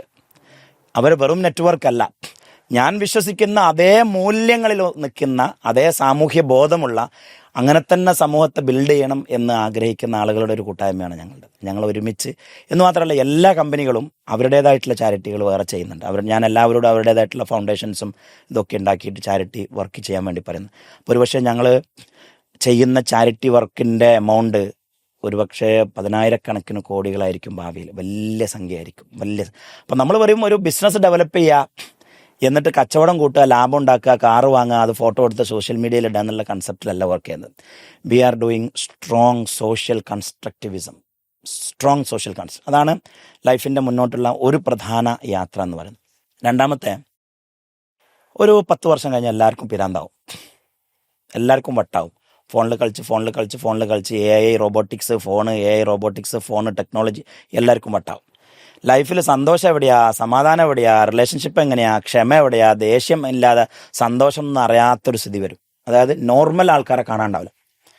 എങ്ങനെയാ നോർമൽ ആവേണ്ടതെന്ന് പോലും അറിയാത്ത, എന്താണ് നോർമൽ എന്ന് പോലും അറിയാത്ത. അതായത് ഉടുപ്പ് ഇടുന്ന നാട്ടിൽ ഉടുപ്പിടാത്തവൻ തെറ്റുകാരനും, ഉടുപ്പിടാത്ത നാട്ടില് ഉടുപ്പിട്ടവൻ തെറ്റുകാരനാണ്. അപ്പൊ എന്താണ് നോർമല്? പിരാന്തില്ലാത്തവനെയാണ് മറ്റൊരു പിരാന്ത് എന്ന് പറയാം. അതായത് ചെരുപ്പിടാത്ത നാട്ടിൽ ഒരാൾ ചെരുപ്പിട്ട് നടന്നാല് പിരാന്തൻ, ചെരുപ്പ് ഇടുന്ന നാട്ടില് ഒരാൾ ചെരുപ്പിടാതെ നടന്നാല് ഓൻ പിരാന്തൻ. കുറച്ച് കഴിഞ്ഞാല് വട്ടില്ലാത്തവനെ കണ്ടാവും പിരാന്തനെ കാണാം. അങ്ങനത്തെ ഒരു സ്ഥിതി ഇവിടെ വരാനുണ്ട്. ആ സമയത്ത് മനുഷ്യന് എന്താണ് ജീവിതം, എന്താണ് മനസ്സമാധാനം, എന്താണ് നോർമൽ എന്ന് പഠിപ്പിക്കുന്ന ഈ ലോകത്തിന് ഏറ്റവും നല്ല ഒരു പുസ്തകം സംഭാവന ചെയ്തിരിക്കുന്നത് ഞാനായിരിക്കും. ആ പുസ്തകത്തിന്റെ പേര് ഡീപ്പ് ഇമർഷൻ എന്നായിരിക്കും. നിങ്ങളുടെ ലൈഫിൽ എന്ത് പ്രോബ്ലം നിങ്ങൾ ഫേസ് ചെയ്യുന്നുണ്ടെങ്കിലും you read deep immersion, you will have solution there. എൻ്റെ ഇത്രയും കാലത്തെ പേഴ്സണൽ ലൈഫും പ്രൊഫഷണൽ ലൈഫിൻ്റെ ഒക്കെ സ്റ്റോറികളുടെ ഒരു സമ്മറി ആയിരിക്കും. എൻ്റെ വാല്യൂസിൽ നിന്നുകൊണ്ടുള്ള ഒരു സമ്മറി ആയിരിക്കും ഡീപ്പ് ഇമർഷൻ. അത് സംഭാവന ചെയ്തിട്ട് മരിക്കണം എന്നുള്ള ആഗ്രഹമുണ്ട്. അതുപോലെ തന്നെ ഒരു ബിസിനസ് തുടങ്ങുന്ന ഒരാൾ അല്ലെങ്കിൽ ഒരു ബിസിനസ് നടത്തുന്ന ഒരാൾ, എന്താണ് ബിസിനസ്, എങ്ങനെയാണ് ബിസിനസ്, എന്താണ് എൻ്റെ പ്രശ്നം, എന്താണ് എൻ്റെ സൊല്യൂഷൻ എന്നുള്ള അന്വേഷണത്തിൽ അവസാനമായി എത്തി നിൽക്കുന്ന സമഗ്രമായ പുസ്തകമായിരിക്കും ബിസിനസ് ഇമർഷൻ എന്ന് പറയുന്ന, അല്ലെങ്കിൽ ബിസിനസ് ഇമർഷനിൽ ഊന്നിയ ഒരു ബിസിനസ്സുകാരൻ്റെ 50 പൊട്ടത്തരങ്ങൾ എന്ന് പറയുന്ന എൻ്റെ പുസ്തകം. അതിലെല്ലാം ഉണ്ടാവും എന്ത് ചെയ്യണം, എന്ത് ചെയ്യരുത്, എങ്ങനെ ചെയ്യണം, എങ്ങനെ ചെയ്യരുത്. അത് വായിച്ച് ഒരാളെ ബിസിനസ്സിനെ മുന്നോട്ട് കൊണ്ടുപോയാൽ അന്ന് ചിലപ്പം എൻ്റെ കോച്ചിങ് ഒന്നും അവൈലബിൾ ഉണ്ടല്ലോ, കാരണം ഞാൻ ആരോഗ്യപരമായിട്ട് റെഡി ആയിട്ടുണ്ടാവും, റെഡി അല്ല ആയിരിക്കില്ല, അല്ലെങ്കിൽ ഞാൻ മരിച്ചു പോയിട്ടുണ്ടാവും. പക്ഷേ ഈ പുസ്തകം ഈ സമൂഹത്തിന് സംഭാവന ചെയ്തിട്ടേ ഞാൻ പോവുള്ളൂ. അപ്പം അങ്ങനെ 5 പുസ്തകങ്ങളുണ്ട്. അത് family life, parenting, emotional intelligence, അതുപോലെ തന്നെ ഡീപ്പ് ഇമേഷൻ, ബിസിനസ്. 5 പുസ്തകങ്ങൾ എഴുതും. അതിനു വേണ്ടിയുള്ള പണിപ്പുരയിലാണ് ഞാനും എൻ്റെ ടീമും. മൂന്നാമത്തെ എൻ്റെ മുന്നോട്ട് നോക്കുകയാണെങ്കിൽ ഇപ്പോഴത്തെ വിദ്യാഭ്യാസ സിസ്റ്റവും ഈ A+ വിദ്യാഭ്യാസവും ഞാനും തമ്മിൽ തീരെ ഒക്കില്ല. അതുകൊണ്ട് തന്നെ എനിക്ക് ഇഷ്ടം പോലെ അടി കിട്ടിയിട്ടുണ്ട്. ഒരു കമ്മിറ്റിയിലും ഒരു സംഘടനയിലും ഒരു സ്ഥലത്തും എന്നെ എടുക്കില്ല. എന്തുകൊണ്ടെന്ന് വെച്ചാൽ ഞാൻ എപ്പോഴും റിബലാണ്. ഈ പോക്ക്, അതായത് നമ്മൾ പ്രകൃതി പ്രായോഗികത. ഇപ്പൊ A+B² പഠിപ്പിക്കുന്ന മാഷോട് ചോദിക്കും, മാഷ് എന്ത് തേങ്ങക്ക് ഞങ്ങൾ ഇത് പഠിപ്പിക്കണേ? ഈ A+B² എനിക്ക് തിന്നാൻ പറ്റില്ല. ഒരുപാട് പഠിച്ചു. അത് എന്തിനാണ് എനിക്ക് പറയാം, എന്തിനാ പഠിച്ചതെന്ന്? സൈന്യ കോച്ച് തീറ്റ അതൊക്കെ പഠിച്ചിട്ടുണ്ട്. എന്ത് തീറ്റ? ആകെ മന്തി തീറ്റ. അപ്പം പ്രായോഗിക വിദ്യാഭ്യാസത്തിൽ വിശ്വസിക്കുന്ന ആളാണ് ഞാൻ. എൻ്റെ ഇഷാമ് ഒരു സാധനം വാങ്ങിക്കൊടുത്താൽ അത് ഊരി കുടുക്കി തരും. പക്ഷെ അവനോട് A+B ചോദിക്കാത്ത. അപ്പം അവന് ജീവിക്കാനല്ലേ അറിയണ്ടുള്ളൂ. അപ്പം എൻ്റെ ഒരു വില്ലേജ് വരും. അതിനെ ഞാൻ വെറുതെ ഒരു തമാശക്ക് ആശ്രമം എന്ന് വിളിക്കാം. അവിടെ നമുക്ക് ഏറ്റവും നല്ല ബിസിനസ് ഇപ്പം അതാണല്ലോ. അപ്പോൾ അതൊരു എർത്ത് ഓറിയന്റഡ് ലീഡർഷിപ്പ് സ്കൂളായിരിക്കും. അവിടെ എൻ്റെ വാല്യൂ സിസ്റ്റവും എൻ്റെ പ്രോസസ്സുമാണ് റൺ ചെയ്യാം. ഒരാൾ എന്തിനാണോ അവിടെ വരുന്നത് അത് അയാൾ അച്ചീവ് ചെയ്യും. നല്ല ഫാമിലിയാണോ വേണ്ടത്, അച്ചീവ് ചെയ്യും. ഡൈവേഴ്സ് വേണ്ടേ, അത് അച്ചീവ് ചെയ്യും. നല്ല കുടുംബജീവിതം വേണം, അത് അച്ചീവ് ചെയ്യും. നല്ല ബിസിനസ് വേണം, അച്ചീവ് ചെയ്യും. എനിക്ക് IAS കിട്ടണം, അത് അച്ചീവ് ചെയ്യും. എനിക്ക് സമാധാനം വേണം, അത് അച്ചീവ് ചെയ്യും. എനിക്കൊന്ന് ഹീൽ ചെയ്യണം, അത് അച്ചീവ് ചെയ്യും. എന്തിനാണോ അയാൾ വരുന്നത് അതൊക്കെ അച്ചീവ് ചെയ്യാൻ പറ്റുക. അത് പ്രകൃതിയിലൂടെ ചെയ്യുന്ന, ആക്ടിവിറ്റി ഓറിയൻറ്റഡ് ആയി ചെയ്യുന്ന, അതിൽ റിസോർട്ടും, അതിൽ ലൈഫ് സ്കില്ലും, അതിൽ ഫാമിങ്ങും, അതിൽ പോത്തും, അതിൽ ആടും, അതിൽ കോഴിയും, അതിൽ സ്പോർട്സും ഒക്കെയുള്ള അതിന് ആ സംവിധാനം ഉണ്ടാക്കിയിട്ട് കാര്യമല്ല. ആ സംവിധാനത്തിൻ്റെ ആത്മാവെന്ന് പറയുന്നത് നമ്മുടെ പ്രോസസ്സാണ്. ആ സംവിധാനത്തിൽ ഇപ്പം ഇന്ത്യയിൽ നോക്കിയാൽ ഒരു ട്രെയിനിങ് റിസോർട്ട് ഇല്ല. ഇപ്പം ഞാനിപ്പം ഡീപ്പ് ഇമർഷൻ്റെ ഏകദേശം 12-14 ബാച്ച് നടത്തിയത് മൗണ്ടൻ ക്ലബ് റിസോർട്ടിലാണ്. ഒരു പരിധിവരെ എൻ്റെ ട്രെയിനിങ്ങിൻ്റെ തീമുമായിട്ട് മാച്ച് ചെയ്യുന്ന ഒരു റിസോർട്ട് ആയതുകൊണ്ടാണ്. അതല്ലാത്തൊരു റിസോർട്ട് ഞാൻ ഒരുപാട് തപ്പിയിട്ടുണ്ട്, എനിക്ക് കിട്ടിയിട്ടില്ല. ഇന്ത്യയിൽ ഒരു പ്രോപ്പർ ട്രെയിനിങ് റിസോർട്ട് കിട്ടിയിട്ടില്ല. അപ്പോൾ അതൊരു ട്രെയിനിങ് റിസോർട്ട്, കോച്ചിങ് റിസോർട്ട്, ഒരു ഒരു ഇവൻ്റ് റിസോർട്ട് ഒക്കെ ആയിരിക്കും കൊമേഴ്ഷ്യലി. പക്ഷെ അത് ലാഭത്തിലാവില്ല. അതൊരു not for profit, not for loss അല്ല. എൻ്റെ സമൂഹത്തിന് ഞാൻ മരിച്ച ശേഷം അല്ലെങ്കിൽ എൻ്റെ ജീവിതകാലത്ത് എനിക്ക് സംഭാവന ചെയ്തു പോകാനുള്ള ഏറ്റവും നല്ലൊരു സംഭാവനയായിരിക്കും ഈ ഹ്യൂമൻ എക്സലൻസ് വില്ലേജ്. ആ വില്ലേജിൽ വന്നാൽ എൻ്റർ ചെയ്യുമ്പോൾ തന്നെ നിങ്ങൾക്ക് സമാധാനം കിട്ടും. ആ വില്ലേജിൽ നിന്ന് പുറത്തിറങ്ങുമ്പോൾ നിങ്ങൾ എന്താണോ വിചാരിച്ചത് അത് കിട്ടിയിട്ടേ നിങ്ങൾ പുറത്തിറങ്ങുള്ളൂ. മനുഷ്യന് സമാധാനം തേടി വരുന്ന ലോകത്തുനിന്നുടനീളം സമാധാനം തേടി വരുന്ന ഒരു നാച്ചുറൽ ഏരിയ, ചിലപ്പോൾ 10, 20, 25, 100 ഏക്കറിൽ വ്യാപിച്ചു കിടക്കുന്ന ഒരു വിശാലമായ ഭൂമിയായിരിക്കും ഹ്യൂമൻ എക്സലൻസ് വില്ലേജ്. അങ്ങനെയുള്ള വലിയ വലിയ തള്ളുകളൊക്കെ ആയിട്ട് നടക്കുന്ന ഒരാളാണ്. പക്ഷെ ആരുടെ ഇതൊക്കെ ഞാൻ നടത്തിയിരിക്കും.